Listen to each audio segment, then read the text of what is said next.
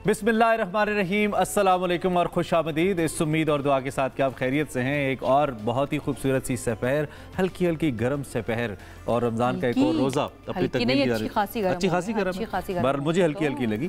तो आप अपनी तकमील की जानिब गामज़ा ने आपको खुश आमदीद कहते हैं। रमज़ान और हम रोज़ाना ही आ जाते हैं, देखिए ना, रोज़ाना आ जाते हैं। आज फिर आ गए। मैं हूँ इमरान हसन। मेरा नाम है आयशा यूसुफ। आपका ख्याल रखते हैं, आपके लिए मुख्तलिफ गेस्ट लेकर आते हैं, मुख्तलिफ टॉपिक्स को डिस्कस करते हैं, अपनी रहनुमाई भी करते हैं और आपकी रहनुमाई भी करते हैं। तो हमें तो बड़ा अच्छा लगता है यहाँ पर आने के लिए। खुश आमदीद आपको एक मरतबा फिर से करते हैं। 17वां रोज़ा है, अशरा मग़फ़िरत है और ये अशरा मग़फ़िरत जो है बड़ी खुशू व खुजू के साथ मेरी उम्मीद ये है कि गुजर रहा है, हमारा भी गुजर रहा है और आप लोगों का भी गुजर रहा है। और आगे अल्लाह करे बाकी जितने रमज़ान रह गए वो भी इसी तरह से हमारे गुजरते रहे। लेकिन कहा जाता है कि तलवार के ज़ख्म जो है ना वो भर जाते हैं, लेकिन अल्फाज के ज़ख्म कभी नहीं भरते हैं। आप किसी को कोई बात कह दें और उसका दिल दुख जाए तो ये ज़ख्म कभी नहीं भर सकते। एग्री करते हैं? ऐसा होता है बाज़-औक़ात कोई एक सख्त जुमला एक तल्ख़ तलफ़्फ़ुज़ के साथ कहा हुआ या बेध्यानी में भी कहा हुआ एक बेदर्द तंज़िया अंदाज में दिल पे ऐसी चोट लगाता है जो नज़र नहीं आती। और ख़ास तौर पे मुझे अफसोस उन लोगों के ऊपर होता है, हमारे आसपास भी हैं,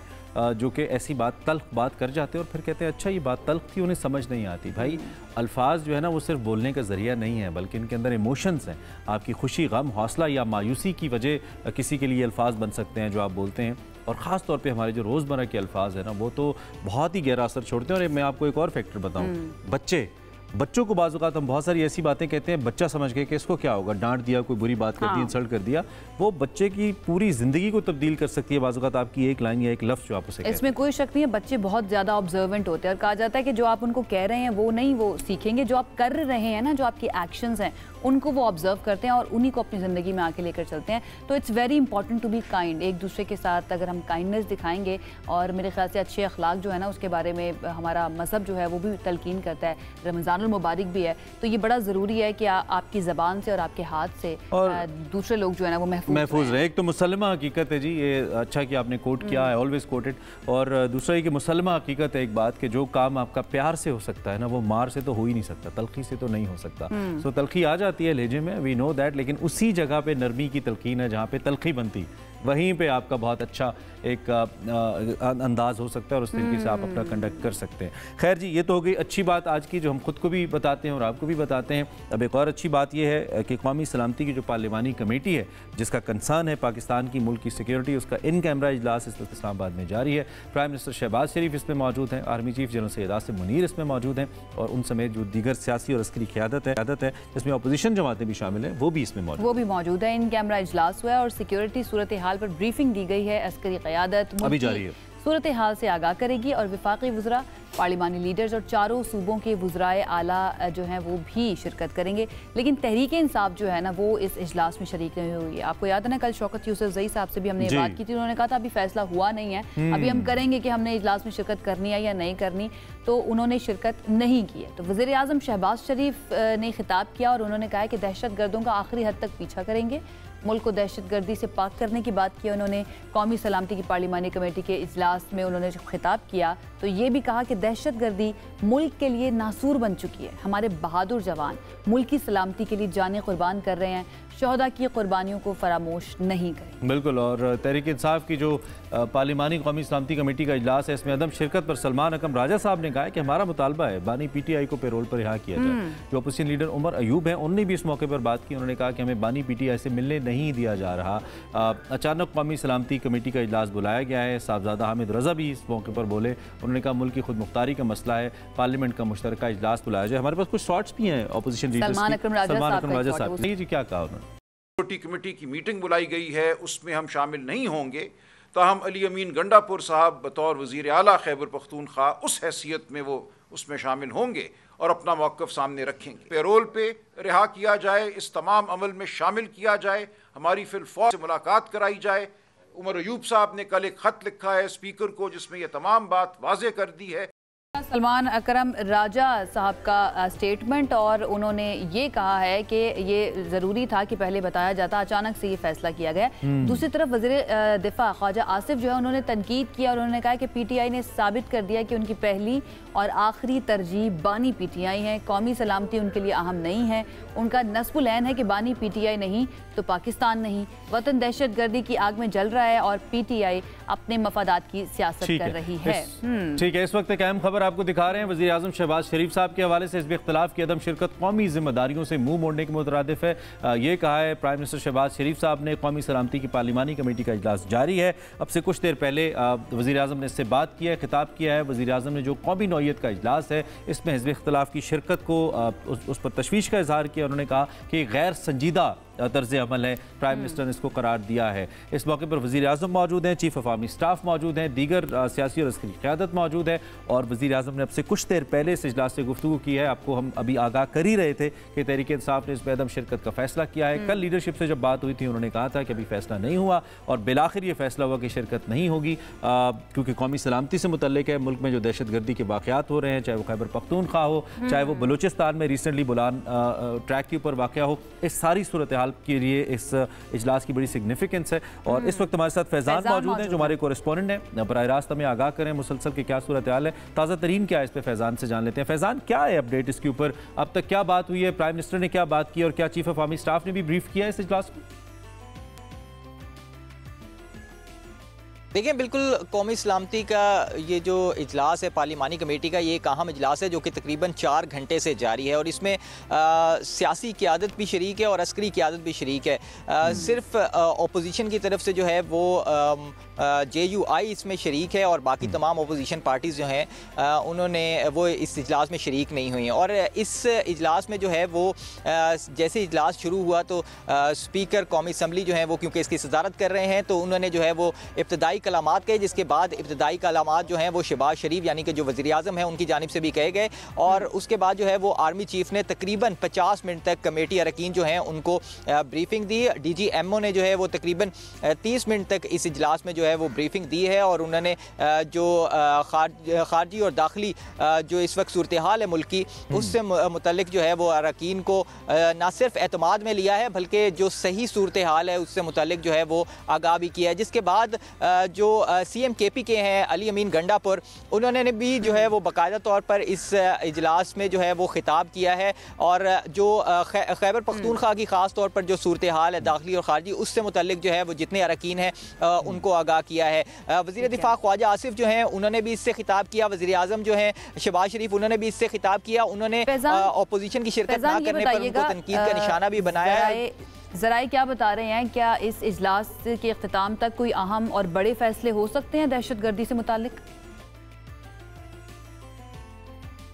जी बिल्कुल, दहशत गर्दों से निपटने के लिए जो है वो अहम फैसले जो हैं वो मुतवक्के हैं और जिसके बाद जो है वो बाकायदा तौर पर काबीना का इजलास जो है वो भी रखा गया है और जो आज कमेटी में फैसले होने हैं आज ही बाकायदा तौर पर उनकी काबीना से मंजूरी ली जाएगी ताकि जल्द अज जल्द जो है वो दहशत गर्दों के ख़िलाफ़ बाकायदा तौर पर एक बड़ा ये ज़राए ये दावा कर रहे हैं कि बड़ा ऑपरेशन मुतवक्के है जो कि आइंदा कुछ रोज़ में बाकायदा तौर पर शुरू हो जाएगा। पाक अफवाज की जानिब से ये किया जाएगा और इसी वजह से आज जो है वो अस्करी और सियासी क़यादत सर जोड़कर बैठी है और आज किसी नतीजे पर जो है वो पहुंचेंगे जिसके बाद जो है ये बाकायदा तौर पर एक दहशत गर्दों के खिलाफ ऑपरेशन शुरू होगा। ठीक है फैजान, ख्वाजा आसिफ साहब के हवाले से आप बता रहे थे, उन्होंने क्या कहा इस मौके पर? वज़ीर दिफा हैं।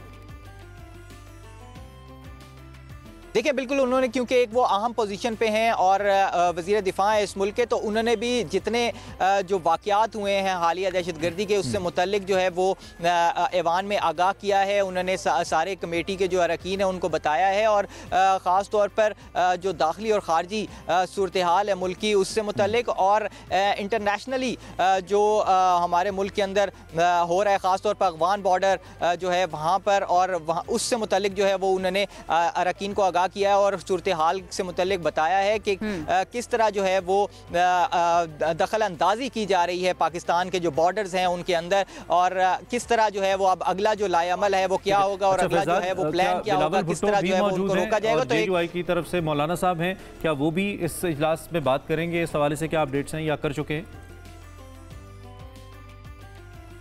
जी बिल्कुल, मौलाना फजल रहमान ने जो है वो तफसीली गुफ्तगू की है, इसमें तफसीली खिताब किया है। ख़ास तौर पर उनका फोकस जो है वो बलूचिस्तान और KPK के अजला थे और उन्होंने उससे मुतल्लिक जो दहशतगर्दी हुई है, और ख़ास तौर पर मौलाना फजल रहमान ने पॉइंट आउट किया है, जो हमारे ज़राए बता रहे हैं, क्योंकि गुज़श्ता कुछ रोज़ में ऐसी मसाजिद में कुछ धमाके हुए थे जिसमें JUI के कुछ लोग जो हैं, ख़ास तौर पर मौलाना जो हैं कुछ वो शहीद हुए हैं, तो उनसे मुतल्लिक भी उन्होंने बताया। और इस वक्त जो है वो बिलावल भुट्टो जरदारी जो है वो खिताब कर रहे हैं और वो भी इसी के ऊपर जो है वो, क्योंकि बिलावल भुट्टो जरदारी ने यह मुतालबा किया था एक दहशतगर्दों के खिलाफ एक जो नेशनल एक्शन प्लान 2 का नाम उन्होंने दिया था, और उन्होंने ये मुतालबा किया था कि ये बुलाया जाए, सारे सर जोड़ के बैठे और इससे मुतल्लिक जो है वो इक़दाम करने की ज़रूरत है। तो आज उसके बाद जब ये इजलास हमें याद है उसमें तमाम जमातों की शमूलियत थी, इससे पहले माजी में जो बना था। इस मरतबा जो बन रहा है उसमें हमें वज़ीर आला KPK अली अमीन गंडापुर तो नज़र आ रहे हैं, लेकिन PTI ने बॉयकॉट किया है, वो इसमें मौजूद नहीं है। फिर जो फैसला साजी होगी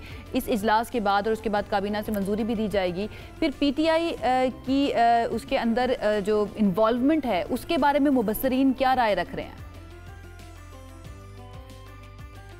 देखिए बिल्कुल PTI की इन्वॉल्वमेंट उसके अंदर होना चाहिए थी, क्योंकि एक बड़ी सियासी जमात है, ना सिर्फ पार्लिमान का हिस्सा है बल्कि एक सूबे में उसकी हुकूमत है, और जो सूबा है खैबर पख्तूनख्वा, वहाँ पे वही इस दहशतगर्दी का शिकार भी है, बलूचिस्तान भी इसका शिकार है। तो एक स्टेक होल्डर है, मेन स्टेक होल्डर है PTI इस सब के अंदर, मगर यह है कि आज उन्होंने जो है वो शिरकत नहीं की।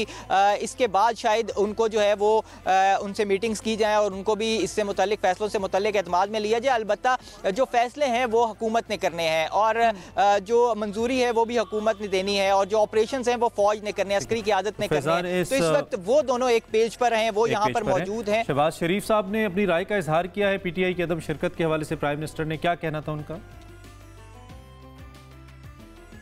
देखिए बिल्कुल उनका यही कहना था कि आज ऐसा मौका था कि सब इकट्ठे होते। जब सानिया APS हुआ था तो उस टाइम मियां नवाज शरीफ वज़ीर आज़म थे, और उन्होंने खास तौर पर उसका जिक्र किया कि उस टाइम उन्होंने सबको इकट्ठा किया था और सबको एक स्टेज पर बिठाया था। तो आज भी ज़रूरत इस अमर की थी कि ये सारे सियासी क़यादत जो है वो भी सारी एक पेज पर होती, और एक बड़ा वाज़ेह पैगाम जाता दहशतगर्दों को कि इस मामले पर चाहे सियासी इख्तिलाफ़ात हैं, सियासी इख्तिलाफ़ात अपनी जगह, मगर इस मामले पर सारे एक पेज पर हैं, और जो दहशतगर्दी है उसके खिलाफ सारे डट कर उसका जो है वो मुकाबला करने के लिए तैयार हैं। मगर अनफॉर्चुनेटली यहाँ पर जो है वो अपोजिशन की आदत जो है वो उसने शिरकत नहीं की, तो उसके बाद जो है वो मैसेज कुछ अच्छा नहीं किया, जिसके ऊपर जो है वो फैजान कितना वक्त हो चुका है इजलास को अब तक, और मजीद क्या तवक्कुआत है, मजीद कितना वक्त और लग सकता है इस इजलास को, कितना और जारी रह सकता है?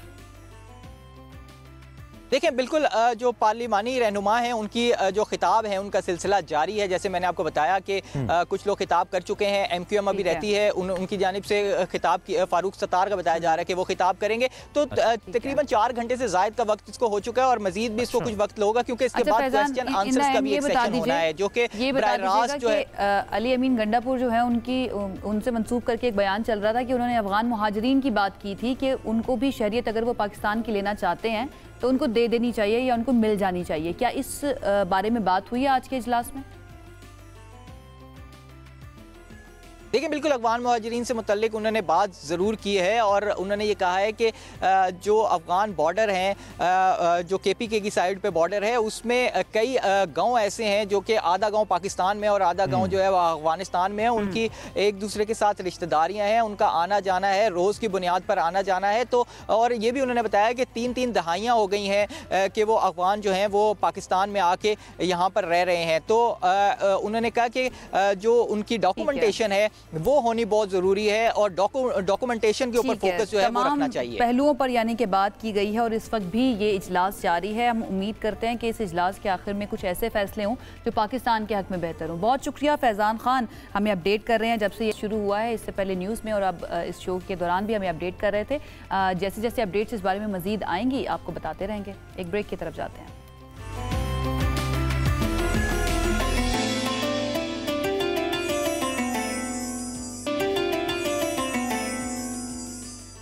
रमज़ान और हम एक मरतबा फिर से आपको खुश आमदीद कहेंगे, और इस सेगमेंट में आपकी मुलाकात करवाते हैं पाकिस्तान के हीरोज़ से जिन्होंने पाकिस्तान का नाम इंटरनेशनल लेवल पर जाकर रोशन किया है।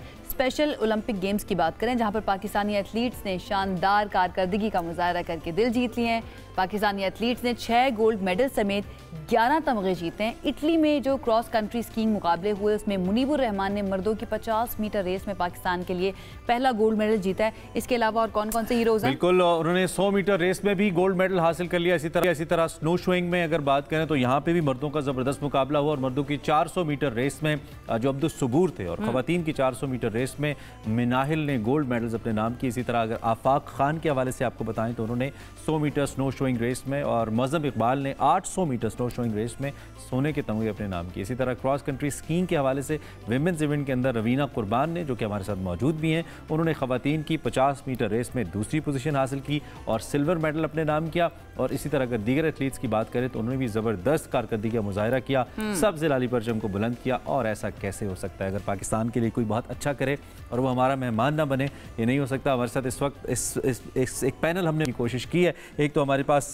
इनकी जो रीजनल मैनेजर हैं और क्रॉस कंट्रीज की कोच हैं शुमाइला इरम, सबसे पहले हमारे साथ वो मौजूद हैं, उनको भी हम वेलकम करेंगे। उनके साथ साथ जनाब रवीना हमारे साथ मौजूद हैं, जिन्होंने ज़बरदस्त किस्म का सिल्वर मेडल अपने नाम किया है। मुस्कुराहट रुक नहीं रही इनकी, इटली देख के आई हैं, घूम फिर के आई हैं और मेडल भी जीत के आई हैं। वेलकम बच्चे, थैंक यू वेरी मच। और इनके साथ साथ नन अदर देन हमारे साथ मिशाल तनवीर भी मौजूद हैं, जो कि लीडर स्पेशल ओलंपिक्स हैं। 15 लोगों की टीम को उन्होंने लीड किया है। और हम ब्रेक में बात कर रहे थे इनसे ऑफ कैमरा, बहुत ही ज़्यादा खुश भी नज़र आ रही हैं और कह रही हैं कि उन लोगों को बड़ा पसंद आया था हमारी टीम की सारी कामयाबी। कैसे आप सब लोग? ठीक ठाक हैं? मज़ा आया? इटली देख कर आ रहे हैं घूम फिर कर। कब वापस आए?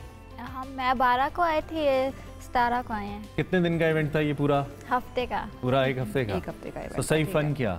ओके, चलें, बहुत ही ज़बरदस्त हो गया। आपकी गेम और उसके हवाले से हम पहले पूछेंगे, आपकी कोच से हम बात करते हैं। कितने बच्चे थे मजमूई तौर पर? डेलीगेशन हमारा कितना था? और ओवरऑल बड़ी ज़बरदस्त परफॉर्मेंस रही माशाल्लाह हमारी।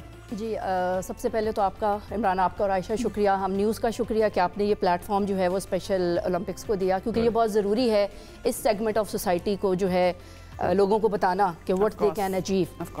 सो इन special Olympics world winter games में इटली में जो हुई उसमें हमारे 10 एथलीट्स ने हिस्सा लिया। अच्छा। और उसको फिर जो डेलीगेशन था उसमें 4 कोचेस थे, एक असिस्टेंट हेड ऑफ डेलीगेशन थी और हेड ऑफ डेलीगेशन थी। ये पूरा डेलीगेशन था। ठीक है। मीडिया पर्सनस थे, डॉक्टर्स थे, इनको मिला के टोटल 19 लोग तो जो डेलीगेशन जिन्होंने पाकिस्तान को रिप्रेजेंट किया।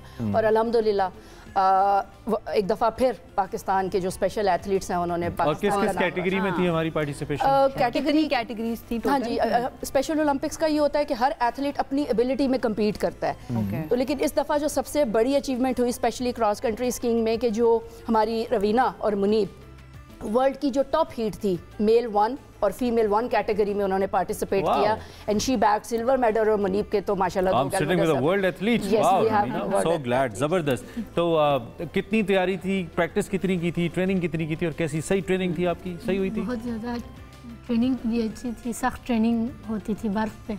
अच्छा। लेकिन आप तो पहले ही उधर ठंड बहुत ज़्यादा होती है, गिलगित से है ना? जी, गिलगित से है, तो वहाँ पे वैसी ठंड होती है, तो बहुत ज़्यादा मसला हुआ था बर्फ़ के ऊपर प्रैक्टिस करने में, या इट वाज नॉर्मल? ऑलरेडी क्लाइमेटाइज्ड थे। बर्फ होती है लेकिन ट्रेनिंग सख्त होती थी हमारी। ठीक है। तो जो वहाँ पे एथलीट्स थे उनके मुकाबले में आपको लग रहा था कि मैं जीत जाऊंगी, कर लूंगी? ट्रेनिंग अच्छी थी? क्या चीज़ थी ऐसी जो आपकी गेम में ज़्यादा बेहतर थी एज कम्पेयर टू जिनसे आपका मुकाबला था? टॉप पे कौन आया था? नंबर 1 किसका था? गोल्ड किसने जीता? तो याद है किस मुल्क की थी? कनाडा की। तो आपने क्यों गोल्ड क्यों नहीं जीत पाई आप? कहाँ पे मसला हुआ? कुछ पॉइंट्स कहीं कम हो गए? वो ज्यादा तेज थी, ज्यादा करतब दिखा रही थी, व्हाट वाज डिफरेंट उसका? कुछ कहीं ना कहीं फर्क आया। चले हम थोड़ा सा डेलीगेशन के हवाले से पूछते हैं। भाई मिशेल जो है ना, ये लीडर हैं और बहुत ज़बरदस्त लीड करके आई हैं। थोड़ा सा हमें डेलीगेशन के हवाले से बताइए और ओवरऑल कैसा एक्सपीरियंस रहा आपका? हमारा हम गए थे, मैं ग्लोबल यूथ लीडरशिप का समिट में गई थी, इटली में था। जो ऐसा मिंटोर है, मैं यूथ लीडर गई थी। मिंटोर मेरी मैम ईसा गई थी और यूथ लीडर मेरी फिज़ा आपे गई थी। और इसके बाद हमने रिप्रेजेंट किया था अपना टॉपिक जो यूनिफाइड थिएटर था उसके बारे में, और उन लोगों को बहुत अच्छा लगा था, उन्हें हमें अप्रिशिएट किया। और उसके बाद हमने 50 लोग आए हुए थे वो दूसरी कंट्रियों से। अच्छा। वो अपनी प्रेजेंटेशन देने आए हुए थे, तो उनकी वजह से अब हम और स्कूल में, डिफरेंट स्कूलों में जाके उनको इंट्रोड्यूस करवाएंगे। और उसके बाद कितनी सख्त प्रैक्टिस थी या कितना वक्त तक प्रैक्टिस करनी पड़ी इसके लिए?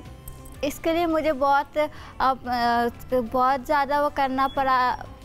प्रेजेंटेशंस वगैरह थी जी, तैयारी थी जी, ठीक है, ज्यादा वक्त लगा और लीड करने में मसला तो नहीं हुआ? 15 लोगों को तंग तो नहीं करते थे आपको? हमारे साथ इस वक्त डायरेक्टर नेशनल स्पोर्ट्स फरखंदा जायबा भी मौजूद हैं, जो कि हमें वीडियो लिंक पे ज्वाइन कर रही हैं। उनसे भी ज़रा पूछते हैं, बिकॉज शी इज़ समहाउ रूह रमा, उनसे ज़रा इस ओवरऑल प्रोग्राम के बारे में पूछते हैं। Thank you very much Farkhanda, आपको हमारी आवाज़ आ रही है? जी बिल्कुल आ रही है। Thank you very much for joining us. एक तो आपको बहुत ज़्यादा मुबारकबाद सबसे पहले, the way athletes have performed और जिस तरीके से उनको बैक किया गया। आई मीन इससे बहुत ज़्यादा चाहिए, आई नो, लेकिन जितना हुआ ये भी बहुत कमाल था। सो थोड़ा सा बताइए इस पर्टिकुलर एपिसोड के बारे में, जो ये ओलंपिक्स हुई हैं, आपका क्या टेक है, कैसे ये सारा प्लान बना, कैसे एथलीट्स को पिक किया गया और ये सब कुछ हुआ? इसमें स्पेशल ओलंपिक्स में जैसे नॉर्मल ओलंपिक्स में होते हैं हर साल वर्ल्ड समर गेम्स और विंटर गेम्स, तो स्पेशल ओलंपिक्स में भी इसी तरह होते हैं।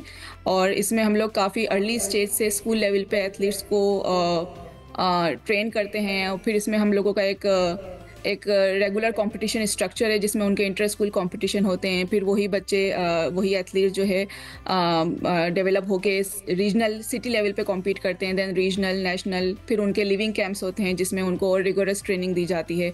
तो इस तरह पूरा एक 4 साल के साइकिल का प्रोसेस होता है जिसमें वो डिफरेंट स्टेजेस से गुजरते हैं। उनमें उनकी ट्रेनिंग के अलावा दूसरी ग्रूमिंग और दूसरी पर्सनल डेवलपमेंट एक्टिविटीज़ से भी वो लोग गो थ्रू करते हैं। और उसके बाद फिर जो है वो लोग एक इंटरनेशनल लेवल के लिए फिर वो सिलेक्ट होते हैं। That's great. अच्छा फरखंदा, इनका जो सिलेक्शन प्रोसेस है उसके बारे में ज़रा एक्सप्लेन करें। इनको सेलेक्ट किस तरह से किया जाता है? ये खुद आते हैं, अप्लाई करते हैं, या फिर आप लोग खुद जाते हैं डिफरेंट स्कूल्स के अंदर, जो स्पेशल स्कूल्स हैं, वहाँ से इनको सेलेक्ट करते हैं?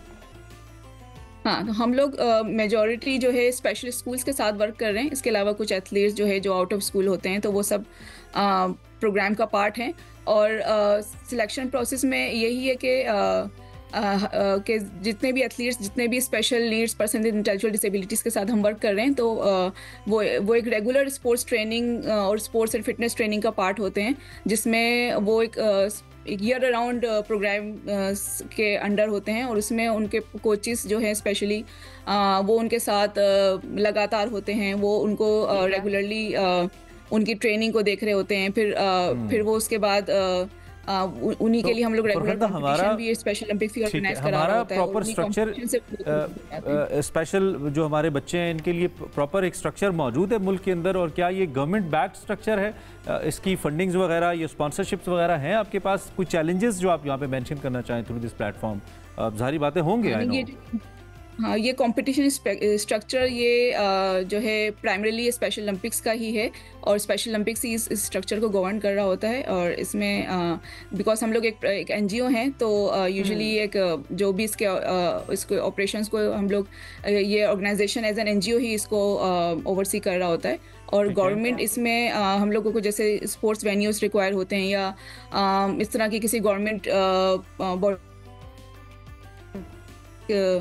एक सपोर्ट होती है। बट ये जो है मेनली हम लोग इसमें खुद भी अपनी एक फंड रेजिंग एफर्ट कर रहे होते हैं। तो definitely being an NGO and you know being definitely अगर इसमें कॉर्पोरेट सेक्टर की इंक्लूजन हो जाए तो आपके लिए बहुत ज्यादा फाइनेंशियली का बाइस बनेगी। Right Farkhanda, thank you for your take. बहुत शुक्रिया आप हमारे साथ मौजूद रहे। क्विकली आपकी इजाजत से ही बच्चों की तरफ वापस भी आते हैं। तो बेटा आगे क्या प्लान है? आपको तो बड़ा यंग एज में इतना बड़ा आपने एक्सपोजर, क्या प्लान है आगे, क्या करने के इरादे हैं मशल?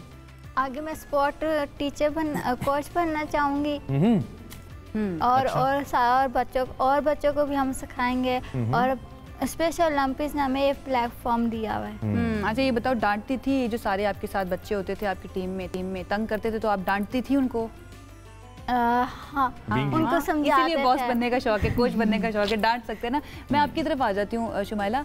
How is it different than a different child? जो रेगुलर चाइल्ड की हम बात कर लेते हैं, एक स्पेशली एबल्ड चाइल्ड को ट्रेन करना, उसके अंदर कितनी ज़्यादा आपको चैलेंजेस या प्रॉब्लम्स फेस करनी पड़ती हैं? देखें, जैसा स्पेशल ओलंपिक्स का अभी हम मेंटली चैलेंज्ड एथलीट्स के साथ काम कर रहे हैं। और हमारी टर्म ही जो यूज़ हो रही है डिफरेंट अब चेंज, हम रिटार्ड के वर्ड के खिलाफ हमने एक कैंपेन चलाई, जिस तरह ये वर्ड अब बैन हो गया। Again yes, it's a difficult task. हम सिर्फ एथलीट्स पे ही काम नहीं कर रहे, हमारे आगे एक बहुत बड़ा मैदान है जिस पे हमें हर रोज़ लड़ना पड़ता है। इनकी ट्रेनिंग से छोड़ के सबसे पहले जो फैमिली सपोर्ट है वो बहुत ज़रूरी है इन एथलीट्स के लिए, कि जिन घरों में ये पैदा होते हैं। इट्स सो अनफॉर्चुनेट कि वो अवेयरनेस है बट डिनायल में है अभी तक भी, और वो समझते ही नहीं, उनसे निकलना टैबूज हैं, फिर उनकी जो एक्चुअल नीड्स हैं, जो बैरियर्स हैं वो टूटते हुए हमें नजर भी आ रहे हैं ना, माशाल्लाह पाकिस्तान का नाम रोशन कर रहे हैं, चीज़ें तो चेंज हो रही हैं, बट अगेन जो ट्रेनिंग मेथोडोलॉजी है, तरीकाकार वही है जो मेन स्ट्रीम के लिए यूज होता है, but it requires lots of patience, lots of funds, lots of तवज्जो इस पे चाहिए। आई विश ज्यादा वक्त तो इस पे हम बात करें, किसी और सेशन में इंशाल्लाह जरूर करेंगे। बेटा we are so proud of you, you are champions, keep it up, next time gold चाहिए हमें, ओके? सिल्वर पे भी बहुत ही अच्छा है लेकिन गोल्ड भी चाहिए। तो आई होप कि आपको अच्छा लगा। जिन बच्चों से मिलकर हमने एक ब्रेक लेनी है, ब्रेक के बाद वापस आते हैं। रमजान और हम में हमारे साथ रहिए।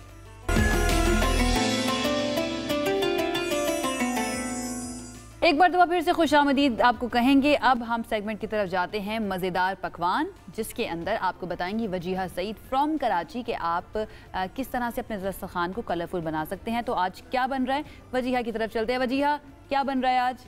आज हम बनाने जा रहे हैं सिंगापुरियन राइस और साथ बना रहे हैं chicken Manchurian with fried rice, और ये बहुत अलग डिशेस हैं। हमने कहा देसी बनता है, आज हम थोड़ा चाइनीज़ और सिंगापुरियन की तरफ चले जाएं ताकि हमारा दस्तरखान और मुनफरिद लगे। लेकिन सबसे पहले हम अपना इंग्रेडिएंट बताने से पहले हम सबसे पहले हाथ धोएंगे, क्योंकि जहाँ लाइव बॉय है और 100% जो हमारे जरासीम मारता है, क्योंकि हमारे घर वालों की बात आती है, हमारे किचन की बात आती है, हमारे किचन की बात आती है और हमारे घर की बात आती है, तब हमें लाइव बॉय यूज़ करना चाहिए। क्योंकि जब ये हमारे सारे जरासीम हाथ के 100% ख़त्म कर देता है तो हमारे घर वाले और हम महफूज फील करते हैं। क्योंकि हमें खाना बनाना होता है तो उसके लिए हमें अपनी हर चीज़ को साफ़ सुथरा रखना चाहिए, सफाई निस ईमान भी है। चलें बिस्मिल्लाहिर्रहमानिर्रहीम, इंग्रेडिएंट शुरू करते हैं। आज हम बना रहे हैं सुब्रोसो की बोनलेस चिकन से हम अपने मंचूरियन बनाने जा रहे हैं, चिकन मंचूरियन, और साथ बना रहे हैं सिंगापुरियन राइस, जिसकी चिकन हम दोनों सुब्रोसो से यूज़ करेंगे। और मेरे ख्याल नहीं, मैं ये कहती हूँ सुब्रोसो सबसे अच्छा ब्रांड है। इंग्रेडिएंट्स मैं आपको इसके बताती हूँ कि हमने क्या करने हैं। हमने बोनलेस चिकन ली, सुब्रोसो की बोनलेस चिकन जो बेस्ट है और अच्छी है और मज़े की है। ये हम चिकन मंचूरियन बनाने जा रहे हैं, ठीक है? ये देखें, ये हमने इसमें डाली चिकन, इसमें अब हम एक डालेंगे अंडा, ये हमने एक अंडा इसमें डाल दिया। साथ ही हमने इसमें कॉर्नफ्लावर ऐड करना है, ठीक है? तकरीबन आप ये हम कोटिंग के लिए कर रहे हैं, आप जितना यूज़ हो, जैसे मैं 1.5 चम्मच मैं इसमें यूज़ कर रही हूँ। अब मैं साथ ही इसमें हस्बे ज़ायका नमक, थोड़ा सा सिरका, 1/2 टीस्पून सिरका डाला है मैंने इसमें, और ये सोया सॉस। अच्छा, ये है dark soya sauce. Dark soya sauce बहुत कम यूज़ होता है और इसको कम ही यूज़ करना है, ज़्यादा नहीं करना, क्योंकि इसमें नमक होता है और नमक हमें देख के डालना है।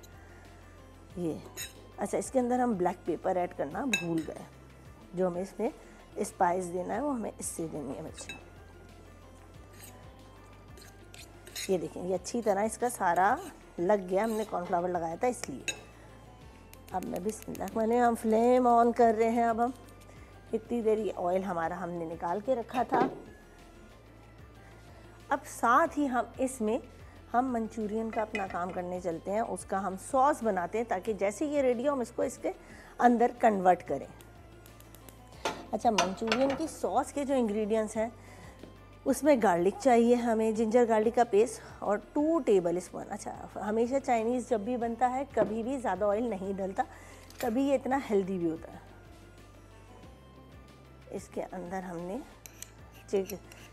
जिंजर गार्लिक पेस्ट डाला, फिर साथ ही हमने इसके अंदर सिरका डाला, तकरीबन 2 टेबल स्पून के करीब। अच्छा, ये भी हम हटा नहीं रहे क्योंकि अभी हमें बहुत चीज़ें बनानी है सिरके से मत। अब हमने ये डार्क सोया सॉस, ये देखें डार्क सोया सॉस, अगर आप देखें कितना गाढ़ा है, ठीक है, कितना गाढ़ा है। अच्छा, इसमें नमक हमें थोड़ा देख के डालना है, हल्का डालना है, क्योंकि नमक दोनों में इंक्लूड है। हम ये थोड़ा सा अपना चिली पाउडर डालेंगे, हमने चिली फ्लेक्स डाला है इसके अंदर, हमने चिकन पाउडर ऐड कर रहे हैं इसके अंदर। अब साथ ही हम इसके अंदर ब्लैक पेपर ऐड करेंगे। अच्छा, ये हमारे सॉस की प्रिपरेशन चल रही है और हमने 1/2 टीस्पून हमने यूज़ किया है इसके अंदर हमने ब्लैक पेपर। अब मैंने इसके अंदर डालना है केचप, क्योंकि ये हमारा सॉस रेडी बन रहा है। ठीक है, हम इसको करके छोड़ेंगे सॉस को, ताकि हम जल्दी जल्दी, अच्छा इसमें हॉट सॉस भी डलेगा। ये हमने इसके अंदर अपना केचप ऐड किया। अच्छा, जब आप डार्क सोया सॉस डालोगे ना तो आपको बहुत ही चेंज मिलेगा। ये हमने हॉट सॉस, हॉट सॉस क्या होता है, इसमें मिर्चें, खट्टा मीठा होता है लेकिन स्पाइस थोड़े ज़्यादा होते हैं इसके अंदर।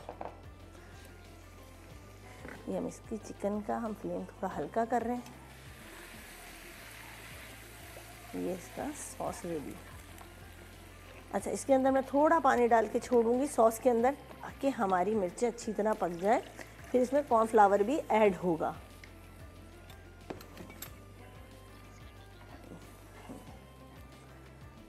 ये मैंने अपना सॉस को गर्म होने छोड़ दिया है। अब हम साथ ही अपनी चिकन फ्राई करेंगे। इससे डाल रहे हैं फोक की मदद से। ये देखिए,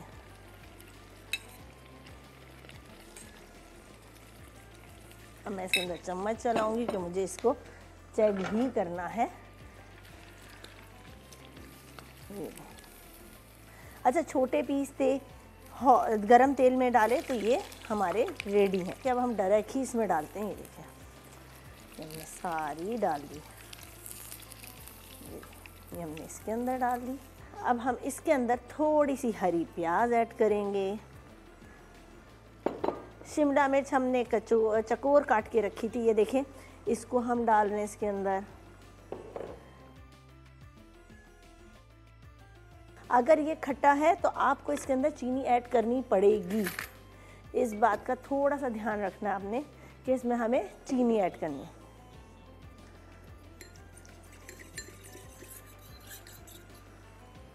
ये हमारा सॉस रेडी, और कितनी अच्छा इसमें आ रहा है। अच्छा, थोड़ा थोड़ा करके डालना है, ज़्यादा नहीं डालना, कि ऐसा ना बहुत गाढ़ा हो जाए।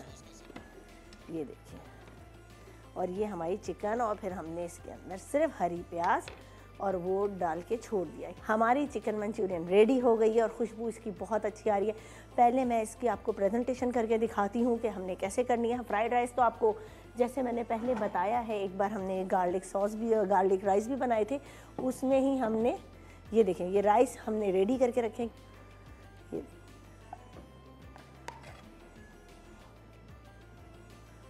ये अब आप जैसे इसको सजाना चाहें ना, आप सजा सकते हैं, ये आपके ऊपर है।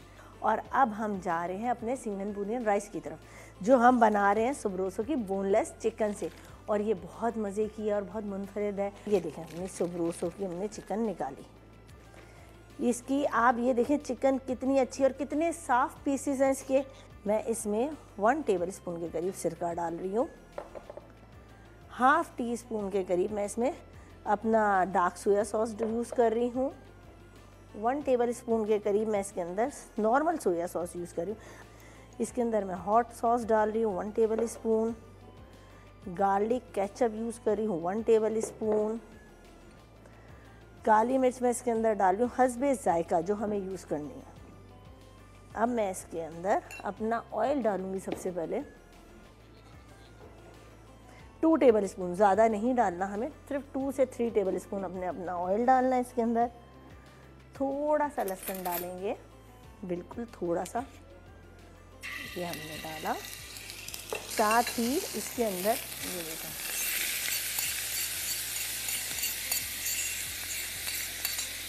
ये ज़रा सी पक्केगी, मैं इसके अंदर फिर कॉर्नफ्लावर ऐड करूँगी। इतनी देर में अपनी स्पैगेटी रेडी करती हूँ। जो हमारी नूडल्स हैं वो हमने रेडी करने हैं।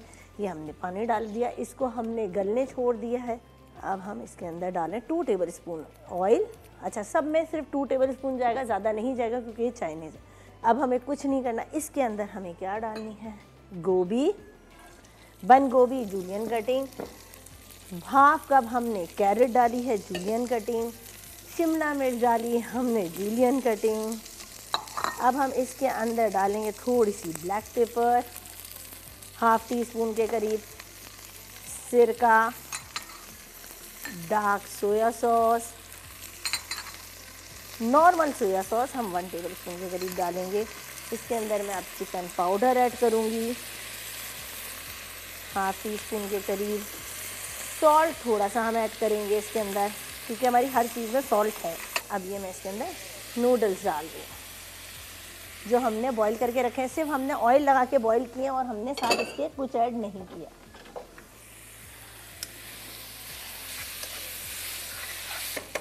ये हमारा डन है, इसको अब हम निकालेंगे। अब मैं इसको यहीं छोड़ रही हूँ। अच्छा, हम आ रहे हैं अपनी चिकन की तरफ, ठीक है। अब हमने जो इसके अंदर सॉस बनाया है, ये देखिए, इसको हम थोड़ा सा कॉर्नफ्लावर से गाढ़ा करेंगे। इसके अंदर हमें भी केचप ऐड करना है ज़रा सा।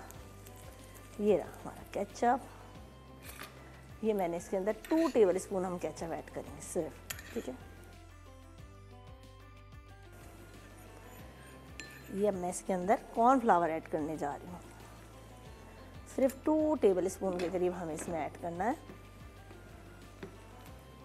ये इसको 5 मिनट हम पकने देंगे ताकि हमारा सॉस बिल्कुल परफेक्ट रेडी हो जाए। इतनी देर हम यहाँ पे अपनी दूसरी सॉस की प्रिपरेशन करते हैं। ये बड़ा हमने बॉल लिया, इसके अंदर हमने मायोनीज डाली। हमने जितना आपको लेना है सॉस बनाना। अच्छा, मुझे सॉस ज़्यादा पसंद है इसलिए मैंने ये 3 टेबल स्पून के करीब लिए। अब मैं इसके अंदर गार्लिक केचप ऐड कर रही हूँ। 1 टीस्पून हम इसमें हॉट सॉस ऐड कर रहे हैं। थोड़ी सी काली मिर्च ऐड करेंगे अपने टेस्ट के हिसाब से, क्योंकि ये सॉस है। ये हम थोड़ी सी इसमें लाल मिर्च भी ऐड करेंगे और हम इसे अच्छी तरह मिक्स करेंगे। ये देखिए, ये हमारा सॉस भी रेडी है। अब हम इसकी प्रेजेंटेशन की तरफ जाएंगे। ये देखिए, हमने राइस सिर्फ बॉईल करके रखे हैं और हमने इसके अंदर और कुछ ऐड नहीं किया। नॉर्मल ऑयल से और नमक से हमने इसे बॉईल किया है। ये हमने डाले इसके अंदर, ये देखिए।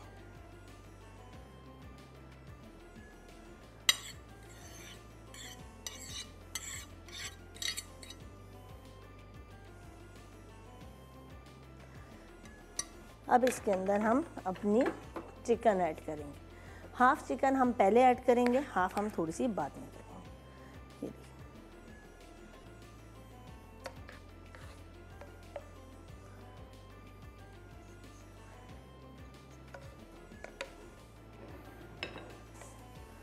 सारा डाल रही हूँ चिकन।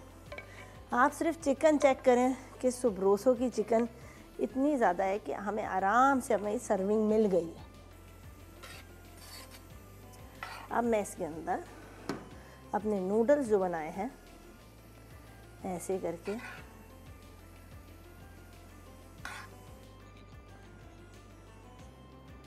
अच्छा, अब मैं इसके अंदर सॉस डालूंगी। पहले हम हरी प्याज में थोड़ी सी डालेंगे। ये देखिए कलर।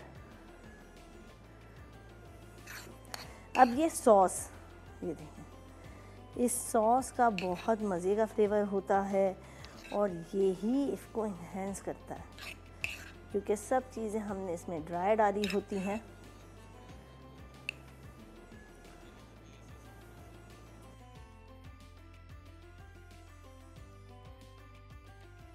तो तैयार है वो शाहकार जिसका था इंतज़ार। मज़ेदार chicken Manchurian with Singaporean rice is absolutely ready. और ये उसके हैं फाइनल मनाजिर, जिसकी पर इतनी देर से तो नहीं, मुख्तसर देर से लेकिन अच्छी खासी मेहनत और तवज्जो जारी थी। और जैसा हमने कहा था ना, जब बनेगा तो पता चलेगा, तो बन गया है। अब इसको और पता भी चल रहा है, पता उसको चलेगा जो खाएगा। हम सिर्फ देख ही सकते हैं। ये बात आप करके ना हमारा वजिया की तरफ चले जाते हैं। वजिया, बहुत ही खूबसूरत लग रही हैं दोनों रेसिपी, थोड़ा सा एक्सप्लेन कर दें।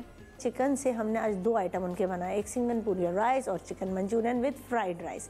और इनमें जो एक हमने अलग टच दिया है अपना, मैंने इसे सिंगापुरियन राइस में मुझे रोस्टेड गार्लिक बहुत अच्छे लगते हैं, जो मैंने इसके अंदर करके डाले हैं। आपने देसी टच दे दिया है थी इसमें जी।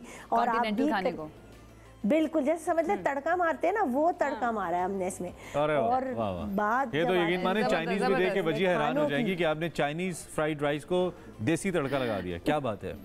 गुड सीन है, गुड सीन है। I think time is over. बहुत ऐसा ही होना शुक्रिया। चाहिए, हमें कुछ चेंज भी करना चाहिए ना। ऑफ कोर्स हमारे टेस्ट बर्ड्स जो है ना वो जरा डिफरेंट है, और वो देसी कॉन्टिनेंटल में भी ना देसी टेस्ट ढूंढ रहे होते हैं, और उसके लिए आप हमारी हेल्प कर देती हैं। बहुत शुक्रिया। हमारे साथ वजीहा सईद मौजूद थी, रुद होती हैं और आपको नए नए खाने बनाना सिखाती हैं। देसी तो सिखाती हैं, आप कॉन्टिनेंटल फूड बनाना भी सिखा रही हैं। आई होप आप लोगों को पसंद आ रहा है। अब एक ब्रेक की जानिब जाते हैं, हमारे साथ रहें। Welcome back. बात करते हैं कुछ क्रिकेट के हवाले से। न्यूजीलैंड ने दूसरी T20 में भी पाकिस्तान को शर्मनाक शिकस्त दी। मैं कहूं तो गलत नहीं होगा। बारिश के सबब मैच 20 से 15 ओवर तक महदूद हुआ। पाकिस्तान की टीम बेहतर खेली। पहले मैच की निस्बत 9 की औसत से 135 तक के रन्स भी बना लिए, लेकिन शायद न्यूजीलैंड के सामने ये हदफ इतना नहीं था। 11 गेंदें पहले उन्होंने हासिल किया, 5 विकेटें बाकी थीं, और सबसे बेहतरीन बात जो हमारे देखने में थी कि शाहीन शाह अफरीदी हमारे स्ट्राइक बॉलर पहला ओवर तो मेडन करा के गए, दूसरे ओवर में 4 छक्के खा गए। और दर हकीकत अगर आयशा देखें इस मैच को, जब मैच शुरू हुआ तो पहले 2 ओवर्स में ही, बल्कि पहले 3 ओवर्स में ही मैच पाकिस्तान के हाथ से निकल चुका था। सलमान आगा कह तो रहे हैं वहाँ पे ठंड बहुत ज्यादा थी ना, इस वजह से वो सही तरह से नहीं। न्यूजीलैंड को नहीं लगी, न्यूजीलैंडर्स को वो कह रहे हैं कि वो ऑलरेडी क्लाइमेटाइज से, तो ठंड में छक्के मारते हैं ज्यादा। तो सलमान आगा जो है ना उनका मैं कमेंट पढ़ी तो कहते ठंड जो है ना it was freezing out there, but फिर भी हमने जो पहला मैच था ना उससे अच्छा खेला है। अब ठंड कितना असर कर मैच के बाद बरल ख्यालात के ठंड जो है ना वो इसकी वजह है या फिर इनकॉम्पिटेंसी इसकी वजह है। डॉक्टर नुमान नियाज सीनियर स्पोर्ट्स एनालिस्ट हमारे साथ मौजूद है, उनकी तरफ चलते हैं, उन्हीं से जान लेते हैं उनसे बेहतर तज्जिया और कौन करेगा। Thank you so much doctor साहब ज्वाइन करने के लिए। सबसे पहले ठंड बहुत ज़्यादा थी जिसकी वजह से इतना अच्छा नहीं खेल पाए। सलमान आगा ये कह रहे हैं सब कुछ ठंडा पड़ गया। ऑलवेज अ प्लेजर जी आपके शो में आने का। ठंड ज़्यादा थी तो उनको कहें पे घरों से ना निकला करें, क्योंकि प्रोफेशनल क्रिकेट जो है it is a game of main. और अगर आपको याद हो जब वो वर्ल्ड सीरीज क्रिकेट शुरू हुई थी तो उसका स्लग होता था big boys play at night, ठीक है, and international cricket was about sound of leather on would and bones. तो ये चीज़ कहना एक कप्तान की तरफ से आना, दिस इज़ क्वाइट अनफॉर्चुनेट। और अगेन मसला ये है जी कि आप लोग टोटल इररेलेवेंट हैं, ये लफ्ज़ अंडरलाइन कर लें। Pakistan cricket is completely irrelevant with top tier teams, जिसमें न्यूजीलैंड आती है, जिसमें इंडिया है, इंग्लैंड है, ऑस्ट्रेलिया है, साउथ अफ्रीका है। और इंटरेस्टिंगली हम शायद कोई पिछले 15 T20 इंटरनेशनल में से 11 हारे हैं, और जो 4 जीते हैं वो भी आइलैंड और इस किस्म की टीम्स के अगेंस्ट हैं, कोई मेजर टीम के अगेंस्ट नहीं जीते। नाउ आप मुझे नहीं समझ आती कि ठीक है यंगस्टर्स को हमने भेजना था।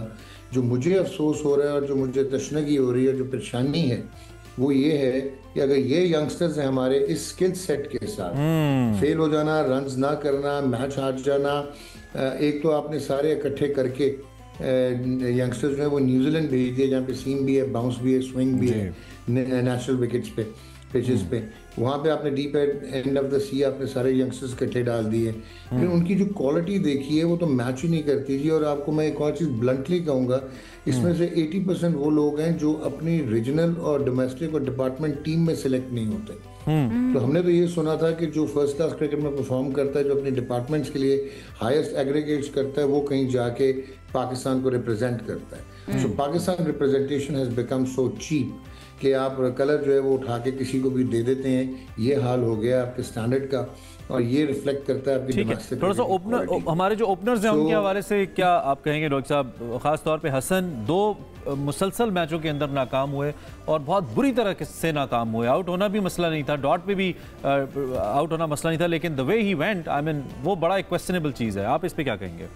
आप एग्जैक्टली आपने मेरी वाली बात की कि आप हट के शॉट मार रहे हैं, ब्लाइंड होके मार रहे हैं, जिस तरह वो आज आउट हुए, तो दैट मीन्स कि आप इक्विप्ड ही नहीं है to play in international cricket. आपका डिफेंस जो है वो नहीं है, और ये सिर्फ जो अटैक की बात करते हैं, इंटेंट की बात करते हैं, वो भी बड़ा साइंटिफिक होता है। अभी आपको मैं मेंशन करता हूँ कि मैंने वही बात की कि हमारे डोमेस्टिक क्रिकेट के परफॉर्मर्स वहाँ पे जाके एक्सपोज हो रहे हैं, तो वो क्यों हो रहे हैं? फिर आप एक और इम्पॉर्टेंट चीज़ देखिए कि मुझे नहीं समझ आती इनकी मंतक क्या है। पिछले 1.5-2 साल से अब्बास अफरीदी पे जो है इन्वेस्ट कर रहे थे, और अब्बास अफरीदी ने इतनी बुरी परफॉर्मेंसेस नहीं दी, एक्सेप्शनल नहीं होगा लेकिन परफॉर्म कर रहा था। आपने क्या किया, एक जो रेड बॉल का बॉलर है जो कि मोहम्मद अली है, फास्ट बॉलर, आपने उसको T20 में डाल दिया, जो उसका जॉनरा ही नहीं है, जो उसका ताल्लुक ही नहीं है T20 क्रिकेट है, उसकी बॉलिंग का वो इररिलेवेंस है। और मोहम्मद अली को टेस्ट मैच कहाँ खिलाते रहे? डेड विकेट्स पे, जहाँ पे उसको मार पड़ती रही, हालांकि वो अच्छा खासा सीम स्विंग करने वाला बॉलर है। अब आप अब्बास के एक्सपेंस पे अगर मोहम्मद अली को खिलाएंगे, मेरी समझ से बाहर है। फिर आपने एक एक्स फैक्टर रखा हुआ है जो पिछले 1 साल से टूर कर रहा है बगैर खेले, वो उस्मान खान है। साफ लगता है आप कंपनसेट कर रहे हैं जो उसने डिसीजन लिया था और यूएई ने उसको 5 साल का बैन लगा दिया था। तो आप खिलाने, या तो आप इसलिए नहीं खिला रहे कि वो इस काबिल नहीं है, अगर वो इस काबिल नहीं है तो वो टीम के साथ क्यों है? तो इट्स वेरी सिंपल, वरना उसको आप खिलाएं। डॉक्टर साहब, हम जब भी बात करते हैं कि हम बहुत पीछे रह गए, सॉरी टू कट यू, हम जब भी बात करते हैं, आपसे बात होती है तो इन सारी गलतियों की, जहाँ गलतियाँ की जा रही हैं सिलेक्शन में या फिर इन कॉम्पिटेंस की बात की जाती है, हम निशानदेही करते हैं, आप निशानदेही करते हैं, बट अकाउंटेबिलिटी जो है वो आपको क्या लगता है कैसे होगी, कौन करेगा? और जिसकी वजह से पाकिस्तानी क्रिकेट इस हाल पर पहुंची है उसको कुछ तो जवाबदेह होना चाहिए ना? देखें, इसमें 2 चीज़ें हैं। आपने जो बात की ना अकाउंटेबिलिटी कौन करेगा, आपको ये पता है कि आईसीसी चैंपियंस ट्रॉफी में Pakistan cricket board has incurred a loss of 86 million US dollar. जी, ऐसे ही 24 अरब रुपए का नुकसान हुआ है to host ICC champions trophy. आपको $6 मिलियन होस्टिंग वाले तो वो दे देंगे, वो जो आईसीसी है, लेकिन आपने $50 मिलियन पे स्टेडियम अपग्रेड किए थे, $40 मिलियन आपके लगे थे प्रेपरेशन ऑफ और एग्जीक्यूशन ऑफ चैंपियंस ट्रॉफी, और आपने 50% ज़्यादा पैसे लगा दिए। आपने प्लान ही नहीं किया हुआ था, आपने 50% बजट से आप एक्सीड कर गए। ये हाल हो गया कि 2023 में जहाँ आपके पास 23 बिलियन अकाउंट में होता था, अब आप लोन्स ढूंढ रहे हैं, और आपकी ये है कि आप अपने जो मेंटोर्स हैं, जो सुपरस्टार्स हैं, उनको $18,000 पर महीना दे रहे हैं, 50 लाख, जिनकी जेडीज भी नहीं है, जिन्होंने अभी तक साल में कुछ भी नहीं किया, और आप अपने फर्स्ट क्लास प्लेयर्स की जो ये तो पाकिस्तान हॉकी फेडरेशन वाला मॉडल सेम हमें होता नजर आ रहा है। एग्जैक्टली। सो मुझे बताएं अकाउंटेबिलिटी कौन करेगा? कि जितने आपकी इररिलेवेंस क्रिकेट में आपको नजर आ रही है वो इसलिए आ रही है कि अब साइंटिफिक इंटीग्रेशन और टूल्स आ चुके हैं। ये जो मॉडर्न टीम्स हैं, आप हैरान हो रहे थे ग्लेन फिलिप्स के कैचेस को, आप पहले मैच में रॉबिन्सन का देखें, टिम रॉबिन्सन का कैच देखें, वो क्लियरली शो करता है कि बायोमैकेनिकली ट्रेन हुए हैं, वो साइंटिफिकली ट्रेन हुए हैं।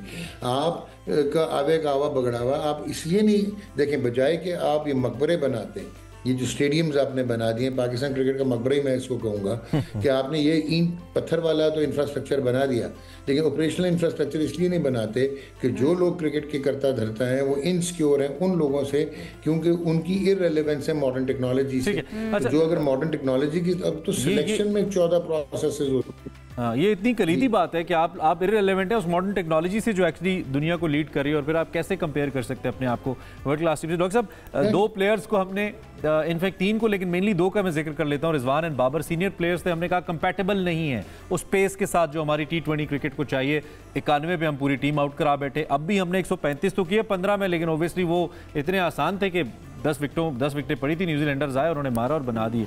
तो कहीं ना कहीं उन प्लेयर्स को अब दोबारा से हमें मिस तो नहीं करना पड़ेगा, क्योंकि हमने इंडक्शन भी शादाब खान जैसी की हैं, खुशदिल शाह जैसी की हैं। यार आपने बहुत ही आला बात की है। या तो ये प्री प्लान और डिज़ाइन था कि आप पे प्रेशर आया चैंपियंस ट्रॉफी के बाद, तो आपने इस किस्म की टीम बना दी कि फिर आपको वापस मुड़ के जो है वो मोहम्मद रिजवान और बाबर आजम की तरफ जाना चाहिए। देखें, बात सुने, मैं मानता हूँ कि T20 क्रिकेट में हालांकि बाबर आजम ने स्ट्राइक रेट जो है पिछले 1 साल में 138 रहा उनका, इन सारों से बेहतर था जो अभी खेल रहे हैं। क्वालिटी ऑफ क्रिकेट उनकी बहुत अच्छी फॉर्म में है या नहीं है, लेकिन वो आउटडेट हो चुके थे। T20 जो इंटरनेशनल एक जो फ्रेमवर्क है उसमें वो नहीं पूरा उतरते, लेकिन यार उनकी रिप्लेसमेंट अगर लेके आ रहे थे तो फिर मॉडर्न प्लेयर्स लेके आते ना, जिनके पास स्किल होती, वेल इक्विप्ड होते। आंखें बंद करके हिटिंग करना जो है, that is not modern cricket और that is not aggressive intent. आपके पास पल्ले कुछ टेक्निक को मेथड तो हो यार, वो तो है ही नहीं, वो नहीं है। और उसी वजह से फिर हम तो डॉक्टर साहब, एक जानब हमने अकाउंटेबिलिटी की तरफ रेफर किया उनको जिनकी होनी चाहिए, और जिन्होंने करनी है वो वही हैं जिनके ऊपर खुद सवाल उठ रहे हैं। तो फिर तो it means we are left with no system actually, ऐसा लगता है। Can't hear you. Ji doctor साहब, आवाज़ आ रही है मेरी आपको? मेरी आवाज़ आ रही है? I can't hear you. We lost the connection, दोबारा कनेक्ट करें जी डॉक्टर साहब से। लगता यही है चूंकि जावेद साहब के ऊपर, उनकी सिलेक्शन के ऊपर सवाल उठाया जा रहा है, उनको लाने वाले मोहसिन नकवी साहब हैं। मोहसिन नकवी साहब ने अगर उनकी अकाउंटेबिलिटी करनी है तो इटसेल्फ मोहसिन नकवी साहब ये फंड्स वाला बहुत अहम मसला है, ये नुकसान वाला। आप देखिए ना उनके पास पोर्टफोलियोज कितने ज्यादा हैं, तो वो किधर जाकर जो है ना अपनी तवज्जो देंगे। अच्छी टीम अगर बना दें, जैसे एक प्राइम मिनिस्टर भी होता है ना, प्राइम मिनिस्टर होता है, उसके नीचे मिनिस्टर्स काम करते हैं, वो मिनिस्टर्स उसकी टीम होते हैं। डॉक्टर साहब over to you sir, if you can hear me. System की बात कर रहे हैं। बिल्कुल सही बात कर रहे हैं आपने, बहुत अच्छी बात की है। चेयरमैन दुनिया में जो है वो कोई इतने क्रिकेट सावी नहीं होते, बहुत जगह पे एक आधा है जो कि फॉर्मर प्लेयर्स हैं। लेकिन जो इम्पोर्टेंट होता है, जिस तरह एक प्राइम मिनिस्टर की कैबिनेट होती है, उस तरह आपकी कैबिनेट कैसी है, कट फॉर रोल लोग हैं या नहीं हैं। ये वही पाकिस्तान क्रिकेट बोर्ड है जहाँ पे अनफॉर्चुनेटली आपके एक लॉयर आए थे जो कि आपके लीगल डिपार्टमेंट में आए थे, वो बाद में 7 साल चीफ ऑपरेटिंग ऑफिसर रहे, अब आपने उनको पाकिस्तान सुपर लीग दी। उसके बाद आपके जो होटल मैनेजमेंट एक्सपर्ट हैं वो इंटरनेशनल क्रिकेट चलाते हैं आपकी, वो डायरेक्टर इंटरनेशनल क्रिकेट हैं। तो मॉडर्न क्रिकेट जो है वो ऐसे नहीं चलती। बायोमैकेनिक्स या किनेसियोलॉजी या ये जो मल्टी डायमेंशनल और ये जो डीपली इंटीग्रेटेड ये जो सारे टूल्स हैं, ये चलाने वालों को प्रोफेशनल होना पड़ेगा, और ये लोग जो है वो रेजिस्ट करते हैं। तो आपकी बात बिल्कुल ठीक है कि high time that Mohsin Naqvi साहब प्रायोरिटाइज करें कि स्ट्रक्चर इंफ्रास्ट्रक्चर डेवलप करना था, आपने कर लिया, ठीक है, आपने हार्डवेयर बना लिया, और भाई अब आप आ जाएं सॉफ्टवेयर की तरफ। और आपकी क्रिकेट ये वाली टीम या ये लड़के शायद इतने मॉडिफाई नहीं हो सकते, इतने बेहतर नहीं हो सकते, इनको जो मैक्सिमाइज कर सकते हैं करें, लेकिन अब आप टीयर क्रिकेट में जो जूनियर क्रिकेट है उससे शुरू करें, फर्स्ट क्लास क्रिकेट को सीरियसली लें। आप रैप अप करके 4 अरब लगा के साइड पे कर देते हैं ना, पिचेस हैं जहाँ वो खेलते हैं वहाँ पे ग्राउंडों में टोए पड़े हुए हैं जहाँ पे उनकी एंकल इंजरीज हो जाती हैं। So you have to now focus on developing, और ये लॉन्ग टर्म होगा। क्रेडिट आपको मिले या ना मिले, आज आप शुरू करेंगे, 4 साल के बाद आप कंपैटिबल हों।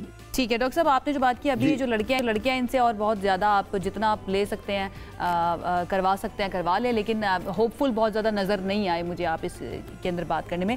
लेकिन how can we make the most out of it, क्या किया जाना चाहिए, व्हाट शुड बी डन? अब एक्सपेरिमेंट कर दिया है, कैप्टन चेंज कर दिया T20 फॉर्मेट का, नए लड़के जो है ना उनका इंडक्शन कर दिया है, इनको मैक्सिमाइज कैसे किया जा सकता है, या फिर फौरी तौर पर चेंज कर देना ये भी ठीक रहेगा, या इस एक्सपेरिमेंट के ऊपर रहना चाहिए, इनको कुछ मौके और देने चाहिए?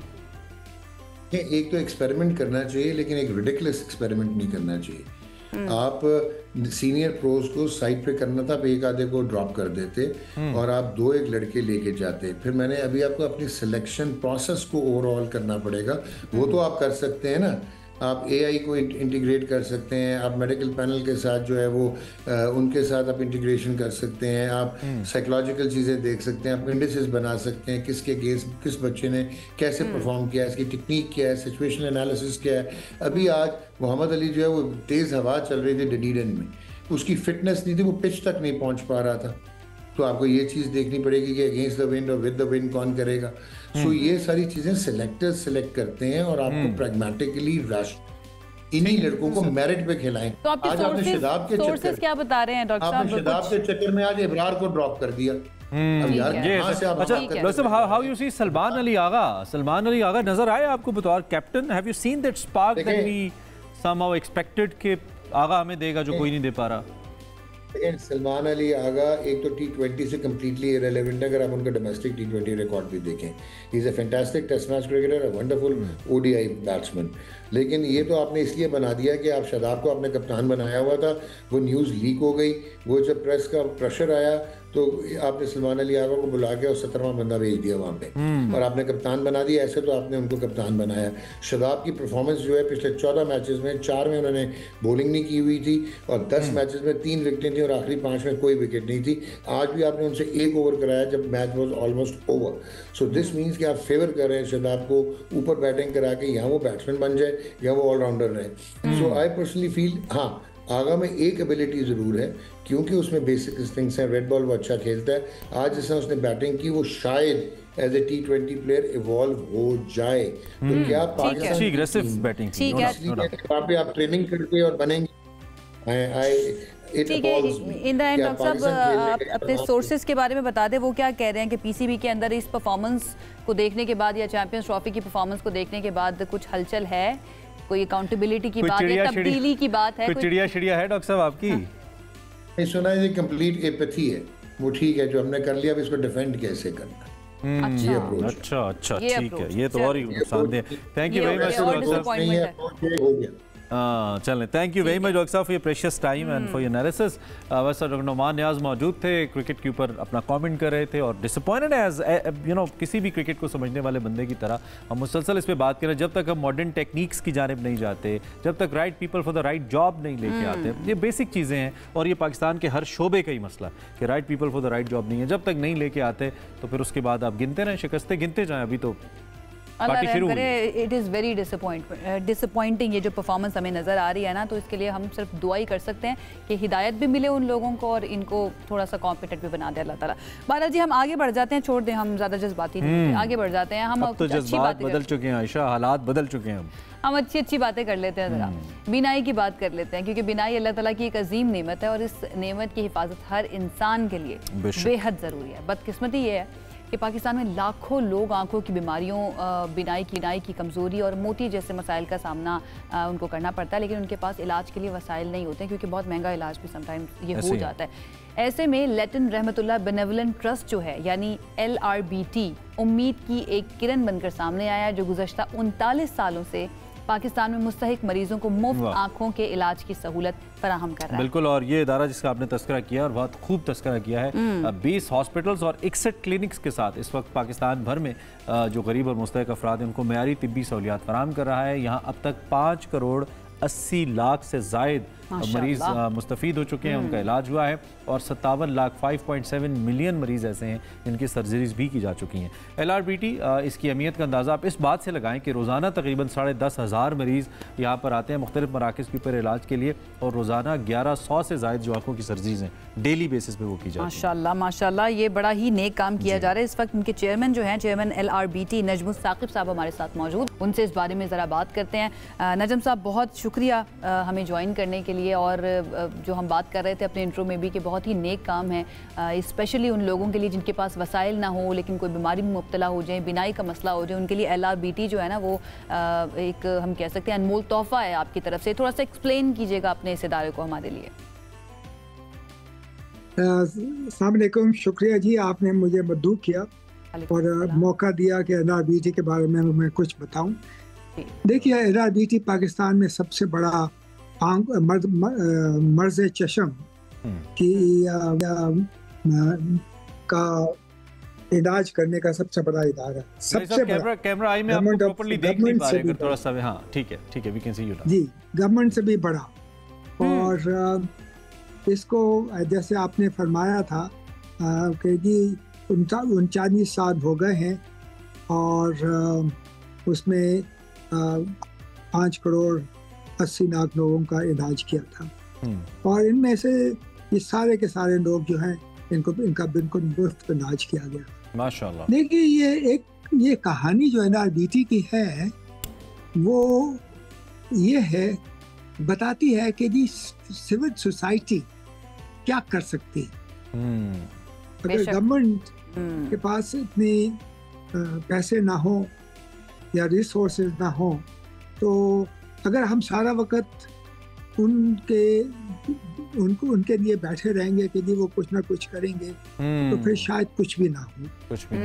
लेकिन जो हमारे 2 फाउंडर्स थे, उनका ख्याल था कि हम लोग क्यों ना कोशिश करें कि हम गवर्नमेंट के क्या मदद करें और लोगों को मर्ज़ चशम का इलाज करें। सबसे बड़ी अच्छी बात यह है कि मर्ज़ चशम ऐसा है कि 90% लोग जो हैं जो इसमें मुब्तला हैं वो उनका क्योर हो सकता है, उनकी आंखें फिर से रोशन हो सकती हैं और ये बड़ी खुशी की बात है। और हमने जब इसकी तारीख भी नजमुल साहब पढ़ी है ना, तो यकीन माने एक बहुत ही, मैं उस जानिब भी आऊँगा कि हम इसकी तारीख का अंदाज़ा लगाएं और हम इस पे हिस्टोरिक पर्सपेक्टिव से बात करें। जो नजम साहब ने बात की ना कि सिविल सोसाइटी जब ठान लेती है, हम इतने लकी हैं इस मामले में कि अल्लाह ने हमें इतने ज़बरदस्त किस्म के प्लानर्स जो कि बड़े खुशदिली के साथ और नेक नियति के साथ उन्होंने इरादे किए, कोई भी मरज़ हो, चाहे आंखों का हो, गुर्दों का हो, कैंसर का हो, हर किस्म के मरज़ के अंदर सिविल सोसाइटी के लोग सामने और फिर उन्होंने कमाल काम किया। पाकिस्तानियों के बारे में कहा जाता है the most generous nation in the entire world. और अब ज़कात की आप सूरत हाल देख लें, सबसे ज़्यादा ज़कात देने वाले हम लोग हैं। टैक्स के अंदर हम जो है ना कहीं ना कहीं डंडी मार जाते हैं, लेकिन जहाँ पे किसी की मदद करने की बात आती है तो कोई पीछे नहीं। इसमें I must say it's not just about generosity, it's about good planning. पढ़े लिखे लोग एक बड़े इदारे को बनाने के लिए और फिर इदारे बन जाते हैं और ऐसा मैकेनिज्म बनाना जिससे वो इदारा चलता रहे एक लॉन्ग पीरियड ऑफ टाइम के लिए। So this is very important. हमारे साथ चूँकि नजमुल साकिब साहब हैं, सर साहब एक तो हिस्टोरिक पर्सपेक्टिव इसका हमें बताइए, ऐसा क्या था जिसकी वजह से अमराज चश्म पे LRBT ने काम करने का फैसला किया? हालांकि मसाइल तो पाकिस्तान में तिब्बी लिहाज से बहुत सारे थे। बात ये थी कि उस वक्त एक WHO की रिपोर्ट आई थी और उस रिपोर्ट में ये कहा था कि जो बहुत सारी डिजीजेज हैं, बीमारियां हैं जो पाकिस्तान में हैं और सारी दुनिया में भी है, लेकिन मर्ज़ चश्म जो है, आंखों की बीमारी जो है, वो ऐसी है जो बहुत थोड़े से पैसे लगा के भी एक आदमी या औरत को की आंखें रोशन की जा सकती है और उसकी सारी आप जिंदगी बदल देते।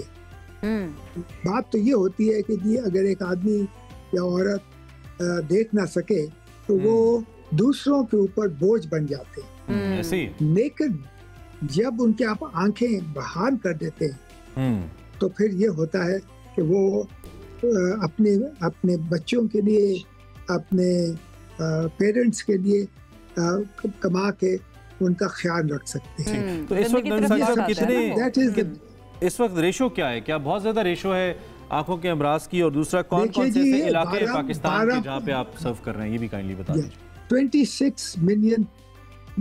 26 मिलियन लोग हैं जिनकी आंखें या तो उनकी आंखें जो है नाबीना हैं और या वो उनकी नजर बहुत कमजोर है। अच्छा, तो दैट इज 12%, 12% है हमारी आबादी का। बहुत बड़ा ये है। तो इसी वजह से तो ये हमने ये शुरू किया था और माशाअल्लाह तो हमारे उस जमाने में हमने शुरू किया था एक मोबाइल यूनिट से, आप ये नहीं मानेंगे।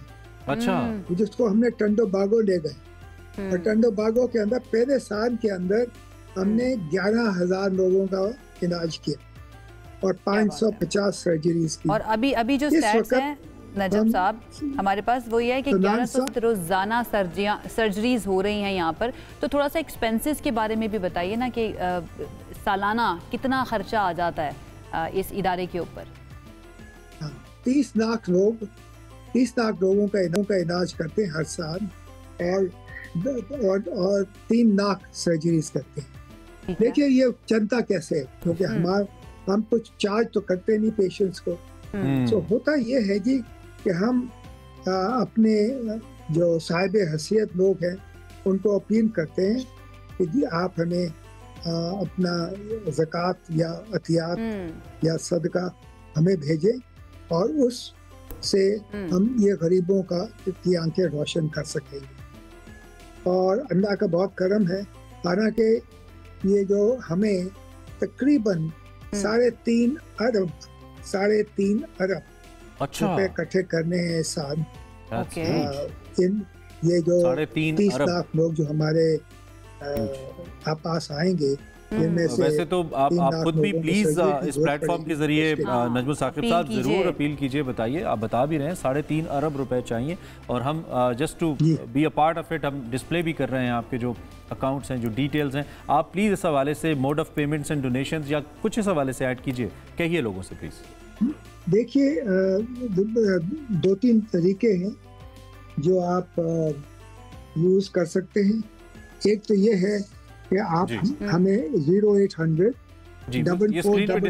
ये सारे नंबर्स और सारे अकाउंट नंबर्स हम स्क्रीन पर दिखा रहे हैं। आप अपील कीजिए लोगों को डोनेट करने के लिए। तो बस उससे फिर वो है, फिर आप किसी भी बैंक में जाएंगे बैंकन हबीब हुआ, फैशन बैंक हुआ, UBN हुआ, हबीब बैंक हुआ, तो वहाँ भी आप ये डोनेट कर सकते हैं। ठीक है। उनसे पूछें कि जी, मैं उनसे कहें कि जी हमने RBT को डोनेट करना है या ज़कात देनी है, तो वो आपको पर्ची दे देंगे जो ज़कात का आपने मेंशन कर दिया, किसी भी किस्म का डोनेशन हो तो वो दिया जा सकता है, इसमें कोई। जी हाँ, बिल्कुल। ठीक है, ठीक है, ठीक है। अब ये आपका मैसेज जो है लोगों तक पहुंच गया है, बहुत शुक्रिया। नजमुल साकिब साहब हमारे साथ मौजूद थे। ये कार खैरात भी अपना हिस्सा डालना चाहते हैं तो उसके लिए दिल खोल कर खैरात कीजिए, दिल खोल कर ज़कात दीजिए। हम TV स्क्रीन पर चला भी रहे हैं।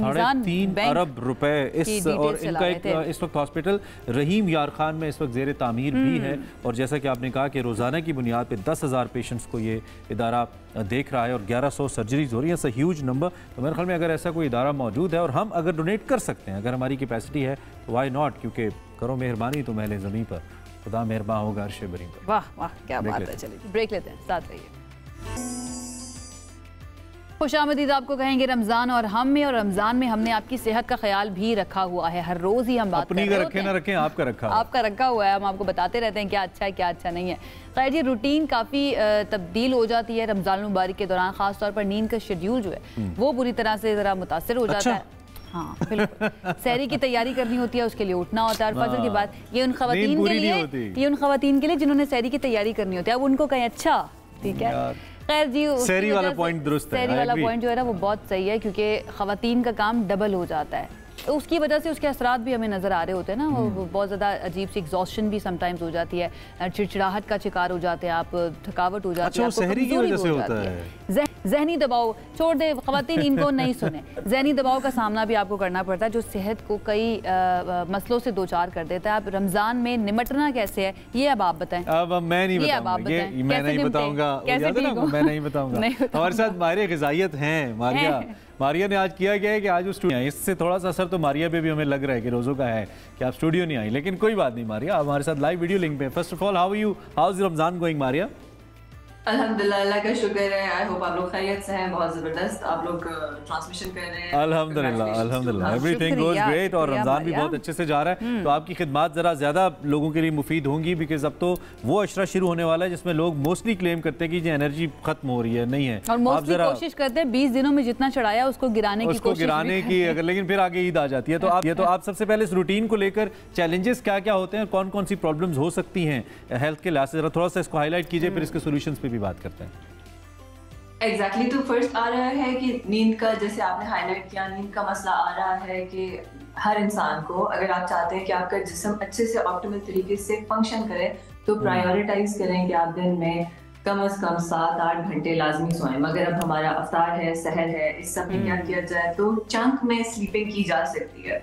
ये हम अफ्तार के बाद, तरावी के बाद हम 5-1 घंटे तक कर लें, सहरी के बाद 1-2 घंटे कर लें, और फिर शाम को जैसे ये टाइम चल रहा है अफ्तार से के दरमियान ऑफिस से वापस आते हुए, या खवातीन जो घर में है, अफ्तारी का सामान पहले तैयार कर लें और 1-2 घंटे वहाँ पे सो जाए। देखिए, अगर हम सोने को प्रायोरिटाइज नहीं करेंगे, ब्रेन अगर हमारा रिलैक्स नहीं होएगा, तो फिर आप सोना चांदी अमृत खा लें, कुछ नहीं होने लगा। लेकिन मारिया, वक्फों में जब आप सोते हैं तो आप, मुझे तो लगता है कि आप ज्यादा डिस्टर्ब हो जाते हैं अगर आप नींद तोड़ के सो रहे होते हैं। यस, इफेक्ट तो आएगा। और फिर रमजान को अगर हम देखें तो एसेंस ये है कि कंफर्ट करने के लिए नहीं आया रमजान, हमें थोड़ा सा अनकंफर्टेबल करने आया है हमारी रूटीन को, हमारी डाइट को, और सिर्फ लेसन वो ये सिखाने आया है सब्र का।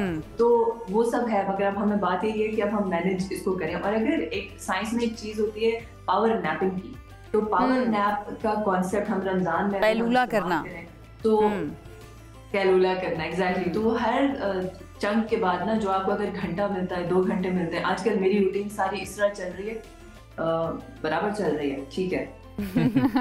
अच्छा मारिया, वन से चल रही है। इफ्तारी के फौरन बाद वो जो चल रही है, इफ्तारी के फौरन बाद एक बहुत ही मीठी सी नींद वाला एक झोंका आता है, हम सबको ही आता है।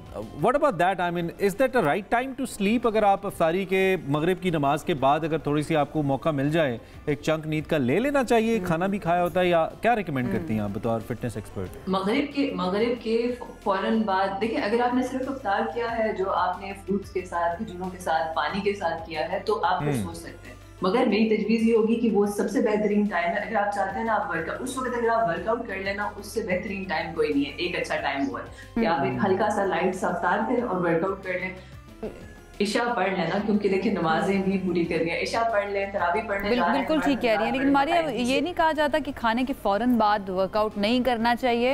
अफ्तार आप करें, अगेन देखें आपके अफ्तार का लाइट होना बहुत ज़रूरी है। आप उस वक्त तली हुई मुरगन गज़ाओं का इस्तेमाल ना करें। पकौड़े, समोसे, कचौरियाँ, जलेबी, ये 1-2 पीसेस भी अगर आप उठाएंगे ना, ये अराउंड 1000-1200 कैलोरीज बनते हैं। तो इतना हैवी ड्यूटी अगर आप हम पहले रोजे से ये कह रहे हैं, लेकिन किसी बेकरी से रिपोर्ट नहीं आई कि उसकी कचौरियाँ बिकनी कम हो गई हैं, बंद हो गई हैं, उल्टा बढ़ गई हैं, लोग नहीं रुक रहे, बढ़ गई नहीं। तो ये जो खाने वाले हैं मारिया, ये पकोड़े, समोसे, जलेबी, कचौरी खाने वाले, उनके लिए फिर क्या पैगाम देंगी? वो कर लें इफ्तार के फौरन बाद वर्कआउट, या फिर वो सो ही जाएं तो बेहतर है थोड़ी देर के लिए?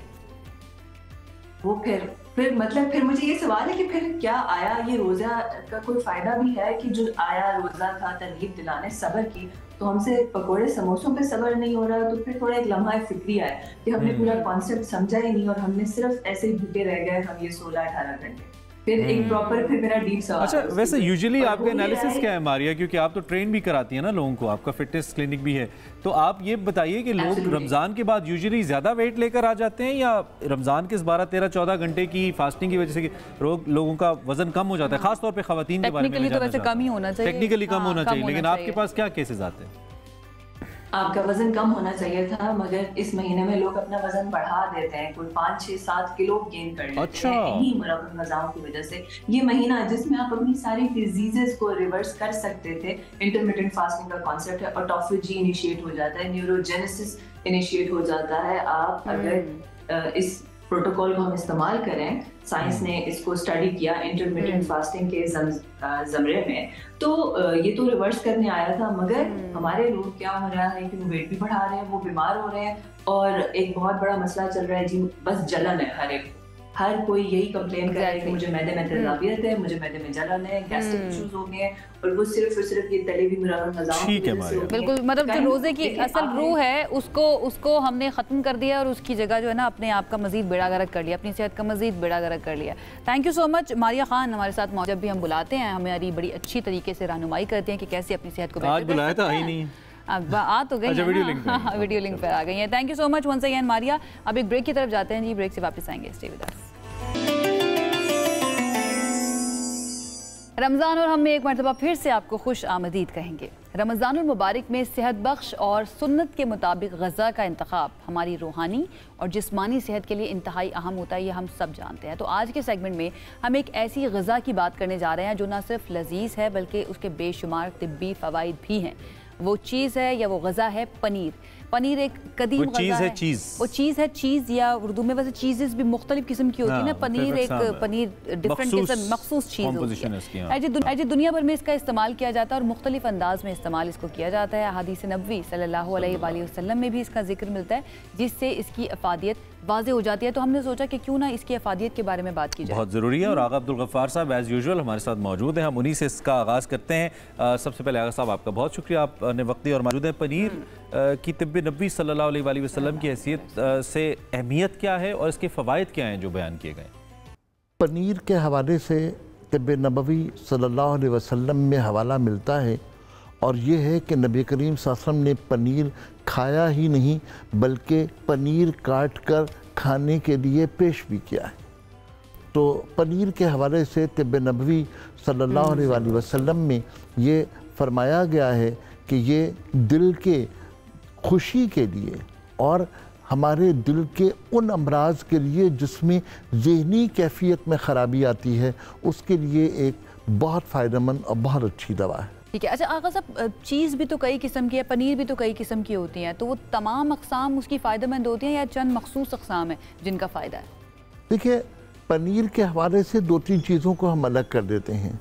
एक तो पनीर है जो हमारे यहाँ आम तौर पे मार्केट में मिलता है, चेडर चीज़। उसके अलावा मुख्तलिफ़ अक़साम हैं, और मैं जब इसको साइंसी पहलू से देखता हूँ तो 100 ग्राम पनीर में तकरीबन 402 या 403 कैलोरी मुख्तलिफ़ जगहों पर बताई गई। इसका मतलब ये है कि वो पनीर अगर आप इस्तेमाल कर रहे हैं तो 100 ग्राम पनीर में आप 403 कैलोरीज अपने जिस्म में कंज्यूम कर लेंगे। लेकिन एक पनीर की वो किस्म है जो कॉटेज चीज़ कहलाती है। कॉटेज चीज़ की जो फ़र्क है वो ये है कि चेडर चीज़ में अगर 100 ग्राम में 403 कैलोरीज होती हैं तो कॉटेज चीज़ में सिर्फ 104 कैलोरीज हैं। तो वो लोग जो अपनी कैलोरी के हवाले से कॉन्शियस हैं उनको ये चाहिए कि वो आम तौर पे चेडर चीज़ के बजाय जो है वो कॉटेज चीज़ इस्तेमाल करें। कॉटेज चीज़ का इस्तेमाल उनके लिए बहुत अच्छा है। जो लोग कॉटेज चीज़ इस्तेमाल करते हैं इसमें एक फ़र्क और भी है। हमारे यहाँ आम तौर पे कॉटेज चीज़ जो मिलती है वो बहुत ज़्यादा साल्टिश होती है। यहाँ इस बात का यादा ज़रूरी है कि वो लोग जो ब्लड प्रेशर के मरीज़ हैं वो अगर कॉटेज चीज़ भी इस्तेमाल कर रहे हैं तो उन्हें जो बहुत ज़्यादा साल्टिश कॉटेज चीज़ है वो इस्तेमाल नहीं करनी चाहिए। नॉन साल्टिश कॉटेज चीज़ बेहतरीन है उन लोगों के लिए जिनको ब्लड प्रेशर का मर्ज़ हो, उन लोगों के लिए जिनको दिल का मर्ज़ हो और वो लोग जो अपनी डाइट को बेहतर करना चाहते हैं। ठीक है, अगर हम थोड़ी सी साइंटिफिक रिसर्च की बात कर लें तो जो पनीर है ये कौन कौन सी बीमारियों में साइंटिफिकली रिसर्च के मुताबिक मुफीद है, इस हवाले से भी बताइए। पनीर बुनियादी तौर पर क्योंकि एक फर्मेंटेशन के साथ एक ऐसी खुराक है जो आहिस्ता आहिस्ता हज़म होती है, इसमें जो शुगर के पेशेंट्स हैं वो भी पनीर इस्तेमाल कर सकते हैं। एक क्योंकि उनका जो लेवल है शुगर का वो एकदम हाई क्रिएट नहीं करती, तो पनीर का इस्तेमाल ब्लड प्रेशर के पेशेंट के लिए, ब्लड प्रेशर के अलावा डायबिटीज़ के पेशेंट के लिए ये बहुत अच्छी चीज़ है।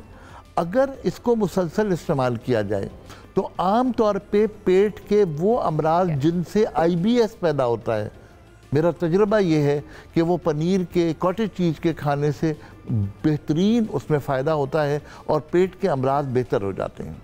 क्योंकि फर्मेंटेशन के बाद जो चीज़ हम इस्तेमाल करते हैं वो हमारे मैदे और जिगर में जाकर, हमारी आंतों में जाकर के उसके अंदर जो रेड सेल्स हैं, जो वो तमाम सेल्स हैं जो हमारे जिस्म में ख़राबियाँ पैदा करते हैं, वो तमाम सेल्स को ख़त्म करने के लिए पनीर का इस्तेमाल एक बहुत अच्छी दवा साबित हो सकता है। अच्छा, आई हैव हर्ड कि इसका जो जिस्मानी कमज़ोरी है, वीकनेस है इंटरनल या एक्सटर्नल, उसके ऊपर भी, उसके लिए भी ये मुफीद है, इस हवाले से थोड़ा सा बताइए।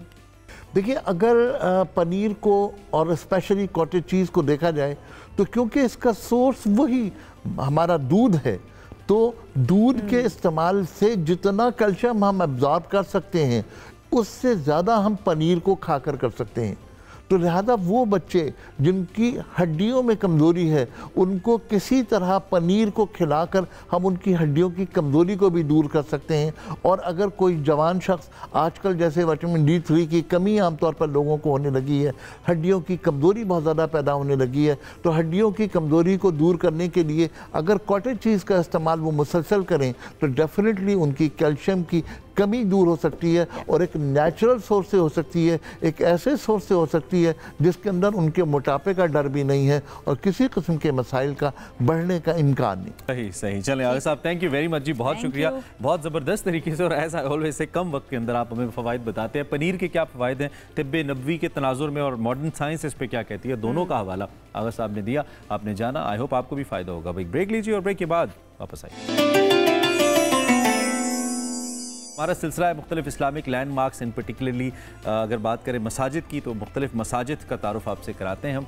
हमेशा से मसाजिद जो हैं वो इस्लामी सकाफ़त और रूहानी तरक्की का मरकज़ नहीं है और हर मस्जिद अपनी तामीर, तरक्की और महल्ले वक़ू के लिहाज से एक मुनफरिद हैसियत रखती है। लेकिन कुछ मसाजिद जिनका हम तज़किरा करते हैं वो ऐसी हैं जो न सिर्फ रूहानी तौर पर बहुत अहमियत की हामिल हैं, बल्कि अगर उनकी बुलंदी की बात करें, तामीराती हुस्न की बात करें या तारीख़ी मंजर की बात करें या पस मंज़र की बात करें तो वो भी बड़ा ही ज़बरदस्त और नुमायाँ है। बिल्कुल, इसमें कोई शक नहीं। और आज का ये सेगमेंट जो है इसमें हम दुनिया को दो ऐसी अजीम मसाजिद के बारे में बताएंगे जो बुलंदी के लिहाज से मुनफरिद मकाम रखती हैं।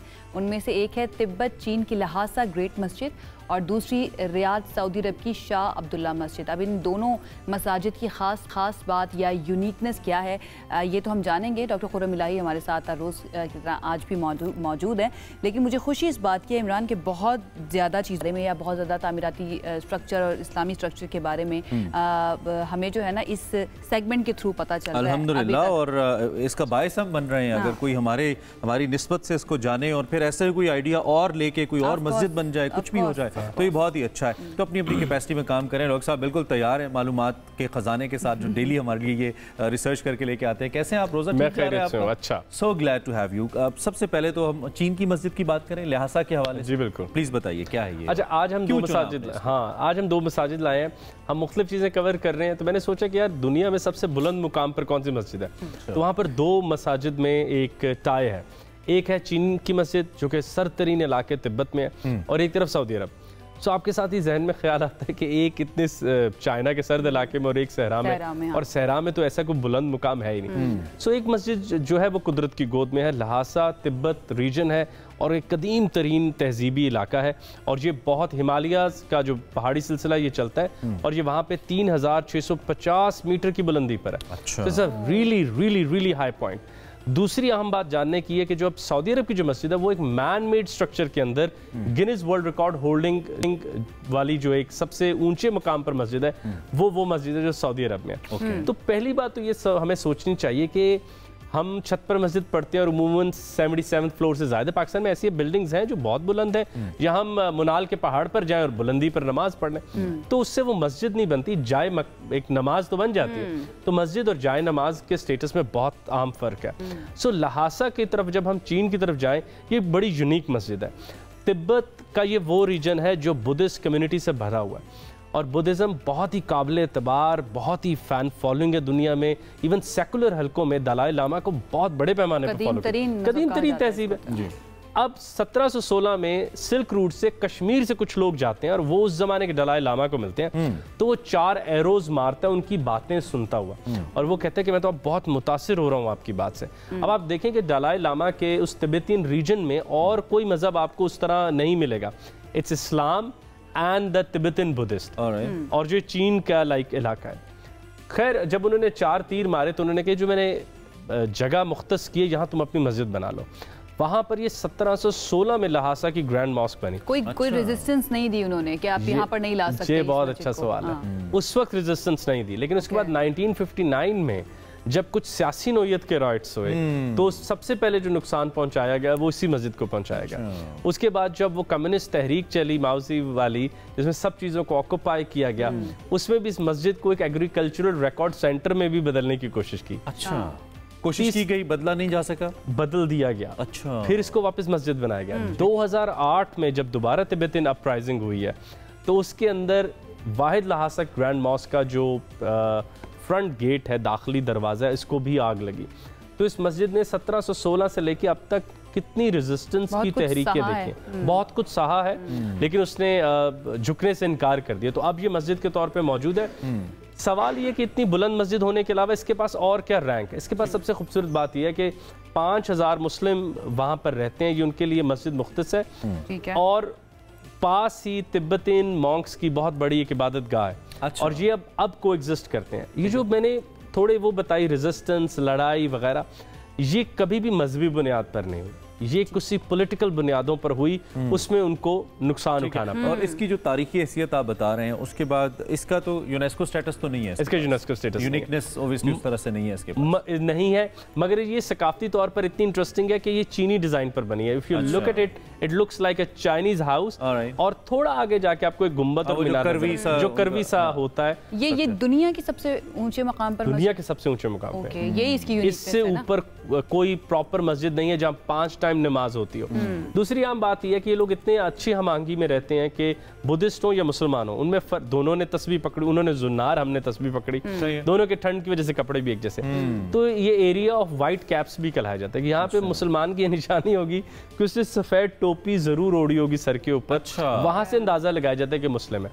मुसलमान भी वहाँ 2 नौयत के हैं, एक जरा हैन मुस्लिम है जो जरा सेंट्रल चीन के हैं, और फिर ये मुसलमान हैं जिनको तिब्बतीन बहुत प्यार से उन्हें पसंद करते हैं और उनको तिब्बत का जेवर भी कहा जाता है। यानी तिब्बत में जो एक ही तरह का तहजीब मौजूद थी उसमें मुसलमानों ने रंग डाला है, मुसलमान को एग्जिस्ट करते हैं और इस मॉस्क के गिर्द पूरा एक लिविंग स्फीयर बन गया जहां पर हलाल गोश्त। क्या मकामी आबादी ही लुक आफ्टर करती है? इसको मकामी आबादी ही लुक आफ्टर करती है, ये मकामी आबादी इसको लुक आफ्टर करती है।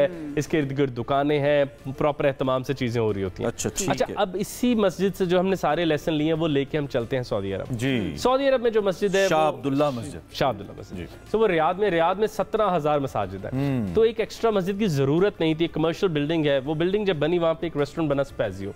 वो रेस्टोरेंट बनने की वजह से बहुत ज़्यादा रश होने लग गया, तो लोगों ने नमाज पढ़ने की ज़रूरत थी। तो 77वें फ्लोर के ऊपर ही एक मस्जिद की बुनियाद डाली गई। फिर जब 2004 में उसको पेश किया गया गिनीज वर्ल्ड रिकॉर्ड टीम के सामने, तो उन्होंने देखकर कहा कि भाई ये सारे स्टेटस पूरे करती है मस्जिद के। तो मस्जिद के स्टेटस क्या क्या है कि वहाँ पे 5 टाइम अजान हो, 5 टाइम नमाज पढ़ी जाए। फिर जो आपने बात खूबसूरत कही कि वहाँ का एक केयर टेकर हो, एक मुअज्जिन हो या खादिम जरूर हो जिस जगह का ख्याल रख रहा हो।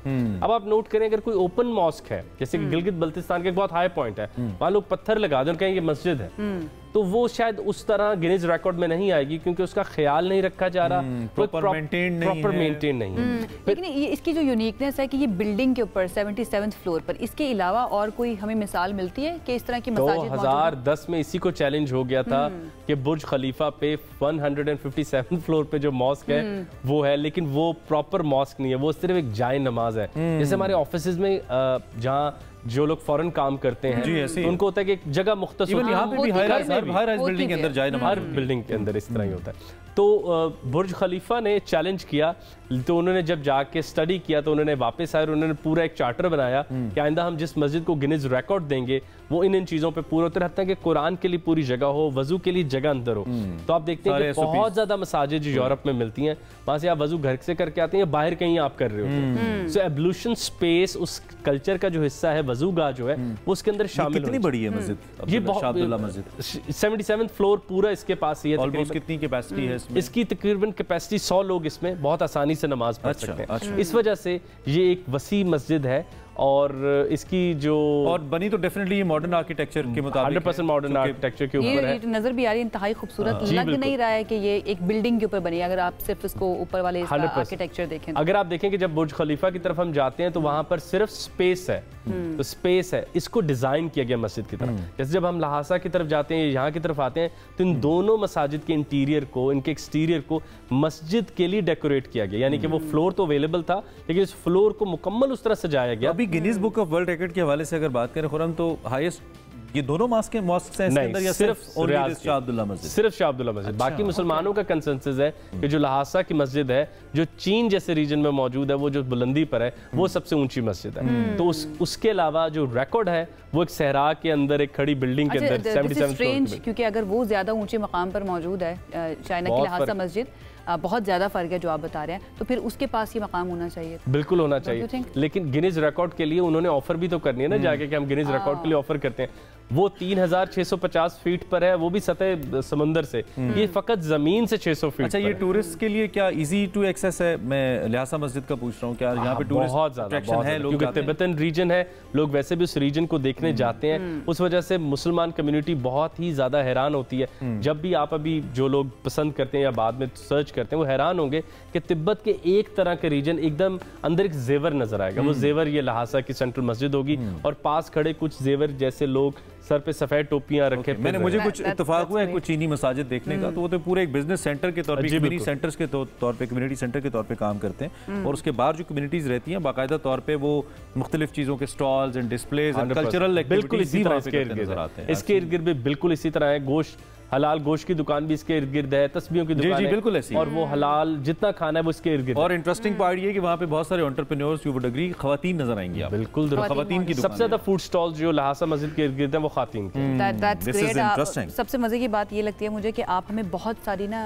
चीजें दे रहे हैं या मकामात के बारे में, चाइना के वीजा के अलावा सब कुछ दे देते हैं। चाइना का वीजा के लिए जाना पड़ेगा ना, जहाँ पर हम जा सकते हैं, हमारा दिल करेगा कि हम जा सकते हैं। हमने इतना ज्यादा बिल्ड कर दिया आपके लिए, अब आप तैयारी करें, बताते जा रहे हैं, ऐसे चेकलिस्ट बनाते जहां मौका मिले जरूर जाइएगा और प्लान भी करके जा सकते हैं। खुरम भाई, thank you very much time. मेरे ख्याल में इतनी जबरदस्त इन्फॉर्मेशन जब हमें मिल गई है तो कोई कसर बची नहीं है कि आप प्लान करें अपनी चेकलिस्ट को। जितने हम आपको इस्लामिक लैंडमार्क्स बता रहे हैं वहां पे जाएं और फिर जाएं तो हमें भी याद रखिएगा, ये भी जरूरी है। बाला जी आगे बढ़ जाते हैं हम, और आगे बढ़कर आपको ये बताते हैं जैसे जैसे वक्त गुजर रहा है ना, तो जो मिट्टी के बर्तन बनाने की स्किल थी ना या हुनर था वो दम तोड़ता जा रहा है, लेकिन बहुत सारी जगह आज भी मौजूद है। इनफैक्ट हम अपने घरों के अंदर भी देखें तो बहुत सारे बर्तन हमें मिट्टी के नजर आते हैं, मिट्टी की हांडी या फिर प्याला जो है ना वो उसके अंदर चाय भी पी जाती है या उसके साथ साथ पानी भी पिया जाता है और बड़ा ठंडा लगता है। या घड़ा आपको पता है बड़ा मशहूर है, कटोरे हैं बड़े मशहूर हैं। तो गुजरात के ये सारे बर्तन जो है ना मिट्टी के बने हुए बहुत ज्यादा मशहूर है और गुजरात में आज भी बनाए जाते हैं। इस पर रिपोर्ट तैयार की है इरफान हफीज ने, आपको दिखाते हैं।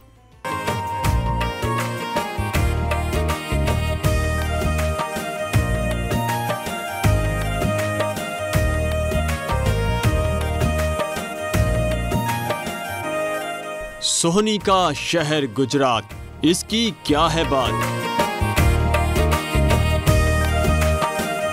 यहाँ के बने मिट्टी के बर्तन भी इसकी पहचान है।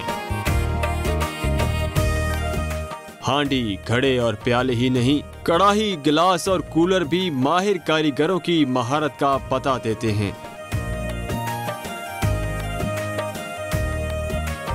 इन खूबसूरत बर्तनों की तैयारी के पीछे मेहनत और महारत दोनों की जरूरत होती है। सबसे पहले मिट्टी को हाथों से गूंदा जाता है, फिर चाक पर हाथ चलते हैं और मिट्टी मुख्तलिफ अशिया में ढलती है। सुखाने के बाद आग जलाकर भट्टी में पकाया जाता है और फिर मुख्तलिफ रंगों से सजाया जाता है। हैंडमेड कारीगर जो है वो तकरीबन 20% रह गए हैं। पहले जो तैयार होता था तकरीबन सारा हैंडमेड काम था। अभी ये जो सांचों में तैयार होने लगा है, ठीक है, इसमें जो है आसानी भी है और इसकी प्रोग्रेस भी ज़्यादा है। वक्त के साथ साथ मिट्टी के बर्तनों का इस्तेमाल कम हुआ है, मगर अभी भी कई जगहों पर ये नजर आते हैं। यहाँ वाली नस्ल इस वजह तो नहीं आती कि इस काम में मशक्क़त ज़्यादा है, मेहनत ज़्यादा है। ये हाथ का काम सी है बहुत कम हो गया है। वहाँ आगे ने डाई की वजह तो जरा ना आम खास जरा तो औलाद जो है ना जो लड़के ने नवे वो ज़्यादातर इस काम में फीलिंग नहीं आते। मिट्टी के बर्तनों का इस्तेमाल कम हुआ तो इनके बनाने वाले भी, ताहम अभी भी कई कारीगर अपने आबाओ अजदाद के इस फन को जिंदा रखे हुए हैं।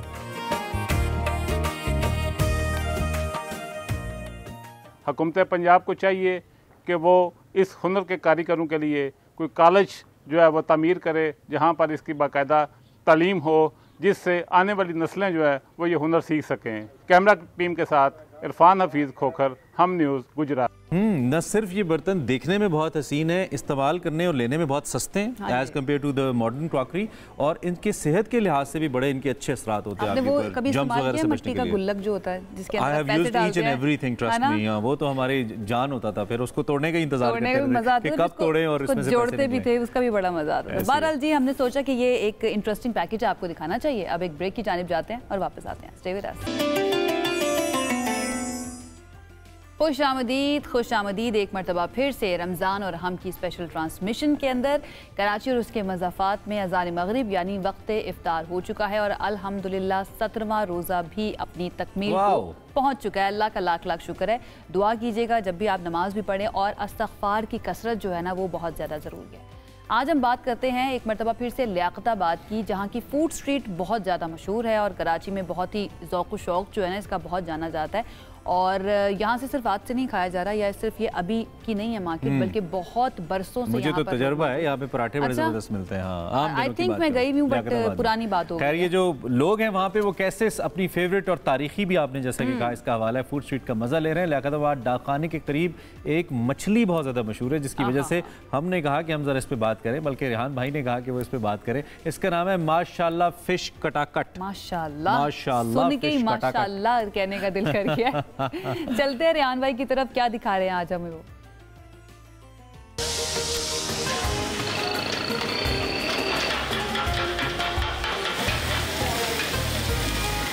कराची के कदीम इलाके लालू खेत यानी कि लियाकताबाद की एक दुकान के ऊपर मौजूद हूँ और इसका नाम है माशाल्लाह फिश कटाकट। 70 साल से यहाँ पे मछली फरोख्त हो रही है और पूरे शहर में इस मछली की धूम है।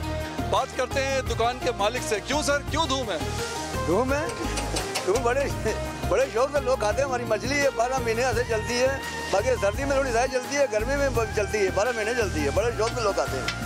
ऐसा क्या डालते हैं मछली के अंदर जो पूरे कराची में कहीं पे नहीं है? हमारे मसाले होते हैं, गरम मसाले, हम अपने 3 दर्जन मसाले होते हैं, वो अपने फंसा के लाते हैं, बाकी चटनी प्याज ही होते हैं। तो आप क्या किलो फरोख्त करते हैं? ये किलो 1200 रुपये किलो।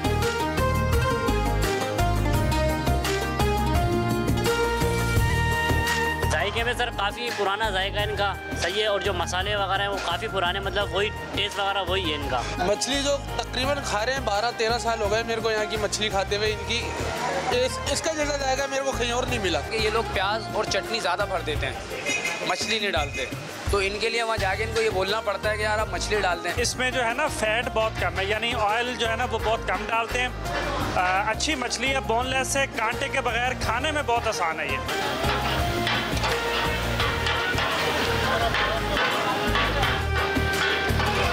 दुकान का नाम भी माशाल्लाह और मछली भी माशाल्लाह, और जो खाते हैं वो भी कहते हैं कि जी माशाल्लाह। और मछली इतनी ज़बरदस्त है कि जब मैं उसे देख रहा हूँ तो मुझे ऐसा लग रहा है खाने का मेरा दिल चाह रहा है मछली को, और बहुत ज़्यादा यानी कि भूख लगाने वाली ये मछली है। और इनकी दुकान के ऊपर जो है मगरिब के बाद से रात गए तक जो है वो शदीद रश रहता है। तो ये भी जो बहुत ही पॉपुलर फूड आइटम्स हैं लियाकताबाद के, ये उनमें शामिल है। माशाल्लाह माशाल्लाह, देख के भी हमारा माशाल्लाह ही निकला रेहान भाई, माशाल्लाह भी और कटाकट भी। क्या अच्छा नाम, क्या जबरदस्त कॉम्बिनेशन है ना। हाँ। ये भी बड़ा तरीका होता है अपने ब्रांड को, अपनी चीज को मार्केट करने का। हाँ, और उन्होंने कहा कि गरम मसाला हमारी जो है ना वो यूएसपी है जो उसमें डालते हैं। एक और बात आपने नहीं सुनी, वो लड़का जो कह रहा था कि इतना प्याज कम डाला करें, मछली डाला करें।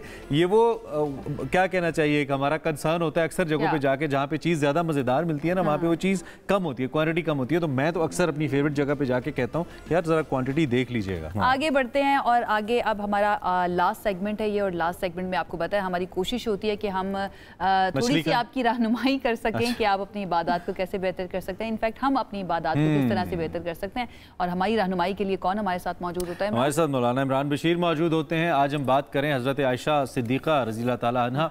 उनका मकाम नहायत बुलंद और नुमाया है, ये कौन नहीं जानता।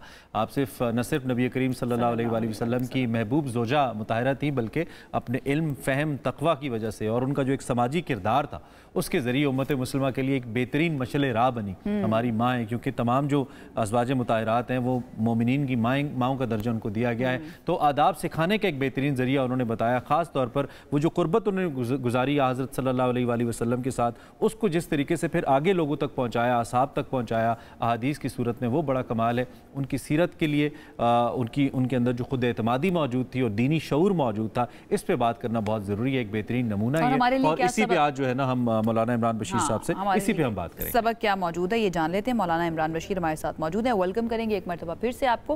मौलाना, हज़रत आयशा रज़ी अल्लाह अन्हा की इल्मी और समाजी ज़िंदगी जो है वो आज की ख़वातीन के लिए किस तरह से मशले राह बन सकती है? अम्मी जान, अम्मी आयशा हमारी ख़वातीन के लिए, क़यामत तक आने वाली ख़वातीन के लिए मिसाल और नमूना है। बेशक। तो उनके बारे में मैं कुछ अर्ज़ करना चाहूँगा। अल्लाह ताला हमारी अम्मी जान की कब्र मुबारक पर करोड़ों रहमत नाज़िल फरमाए।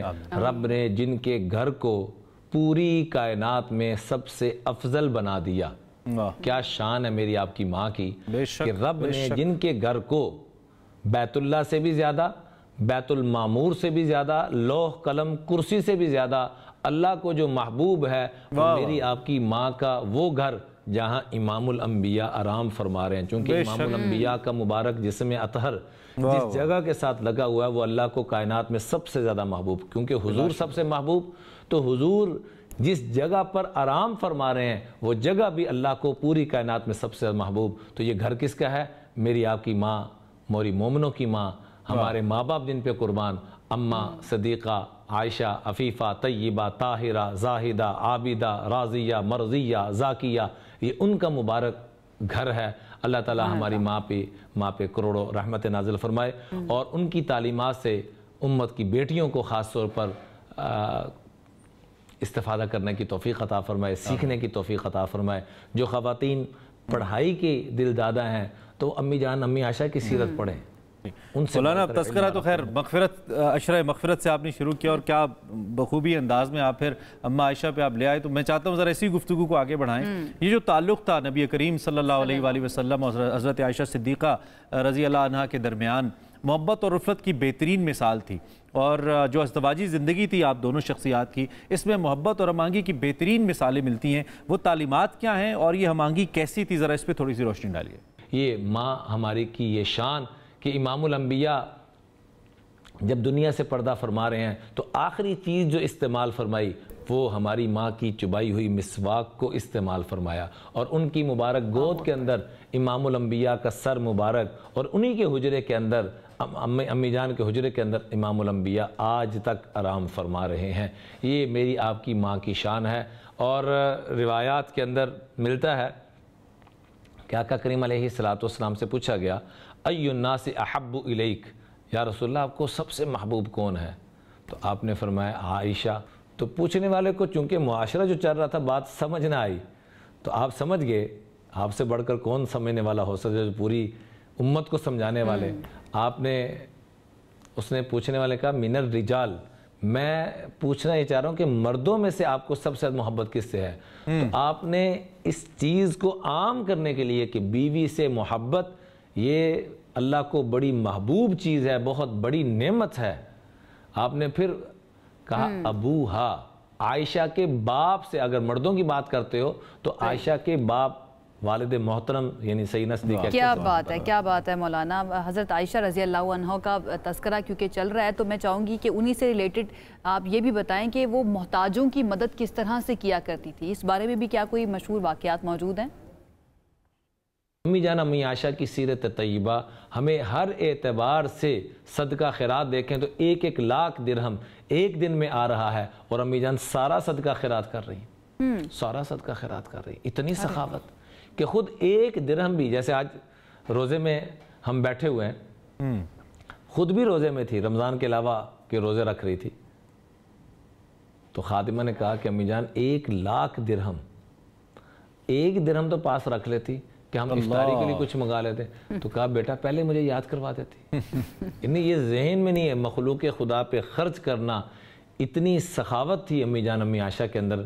अल्लाह बात ये है ना, करोड़ों रहमत नाज़िल फरमाए, और हमारी बेटियों को उनसे बात यह है कि वो साहबजादी किस शख्सियत की थी जिन्होंने सब कुछ ही नबी करीम सल्लल्लाहु अलैहि वसल्लम के कदमों में आके रखती। हज़रत अबू बकर सिद्दीक़ रज़ी अल्लाह तआला अन्हु, और फिर आप तस्करा आयशा सिद्दीक़ा कर रहे थे तो उसमें ज़ाहिर बात है सदाकत और सखावत की जो इतनी आला मिसालें मिलती हैं उसका तो दुनिया में कोई तकाबुल है ही नहीं। बहुत शुक्रिया आपका। बात अशरा मग़फ़िरत से निकली थी लेकिन मौजू आज का बड़ा अहम था, वैसे उस जानिब चला गया, और बेहतरीन ही रहा। आजकल की ख़वातीन को भी जो उसवा आयशा है उससे सीखने की बहुत ज़रूरत है। डेफिनेटली हमारे पास तो मिसालें मौजूद हैं, हमें तो कहीं और देखने की ज़रूरत ही नहीं है। पूरी दुनिया के अंदर हम दूसरे लोगों की मिसालें देते हैं, हमारे पास अपनी मिसालें मौजूद हैं, और उन मिसालों से अगर हम लर्न करेंगे तो दुनिया में तो कामयाबी है ही, आखिरत में भी कामयाबी नसीब होगी इंशाअल्लाह।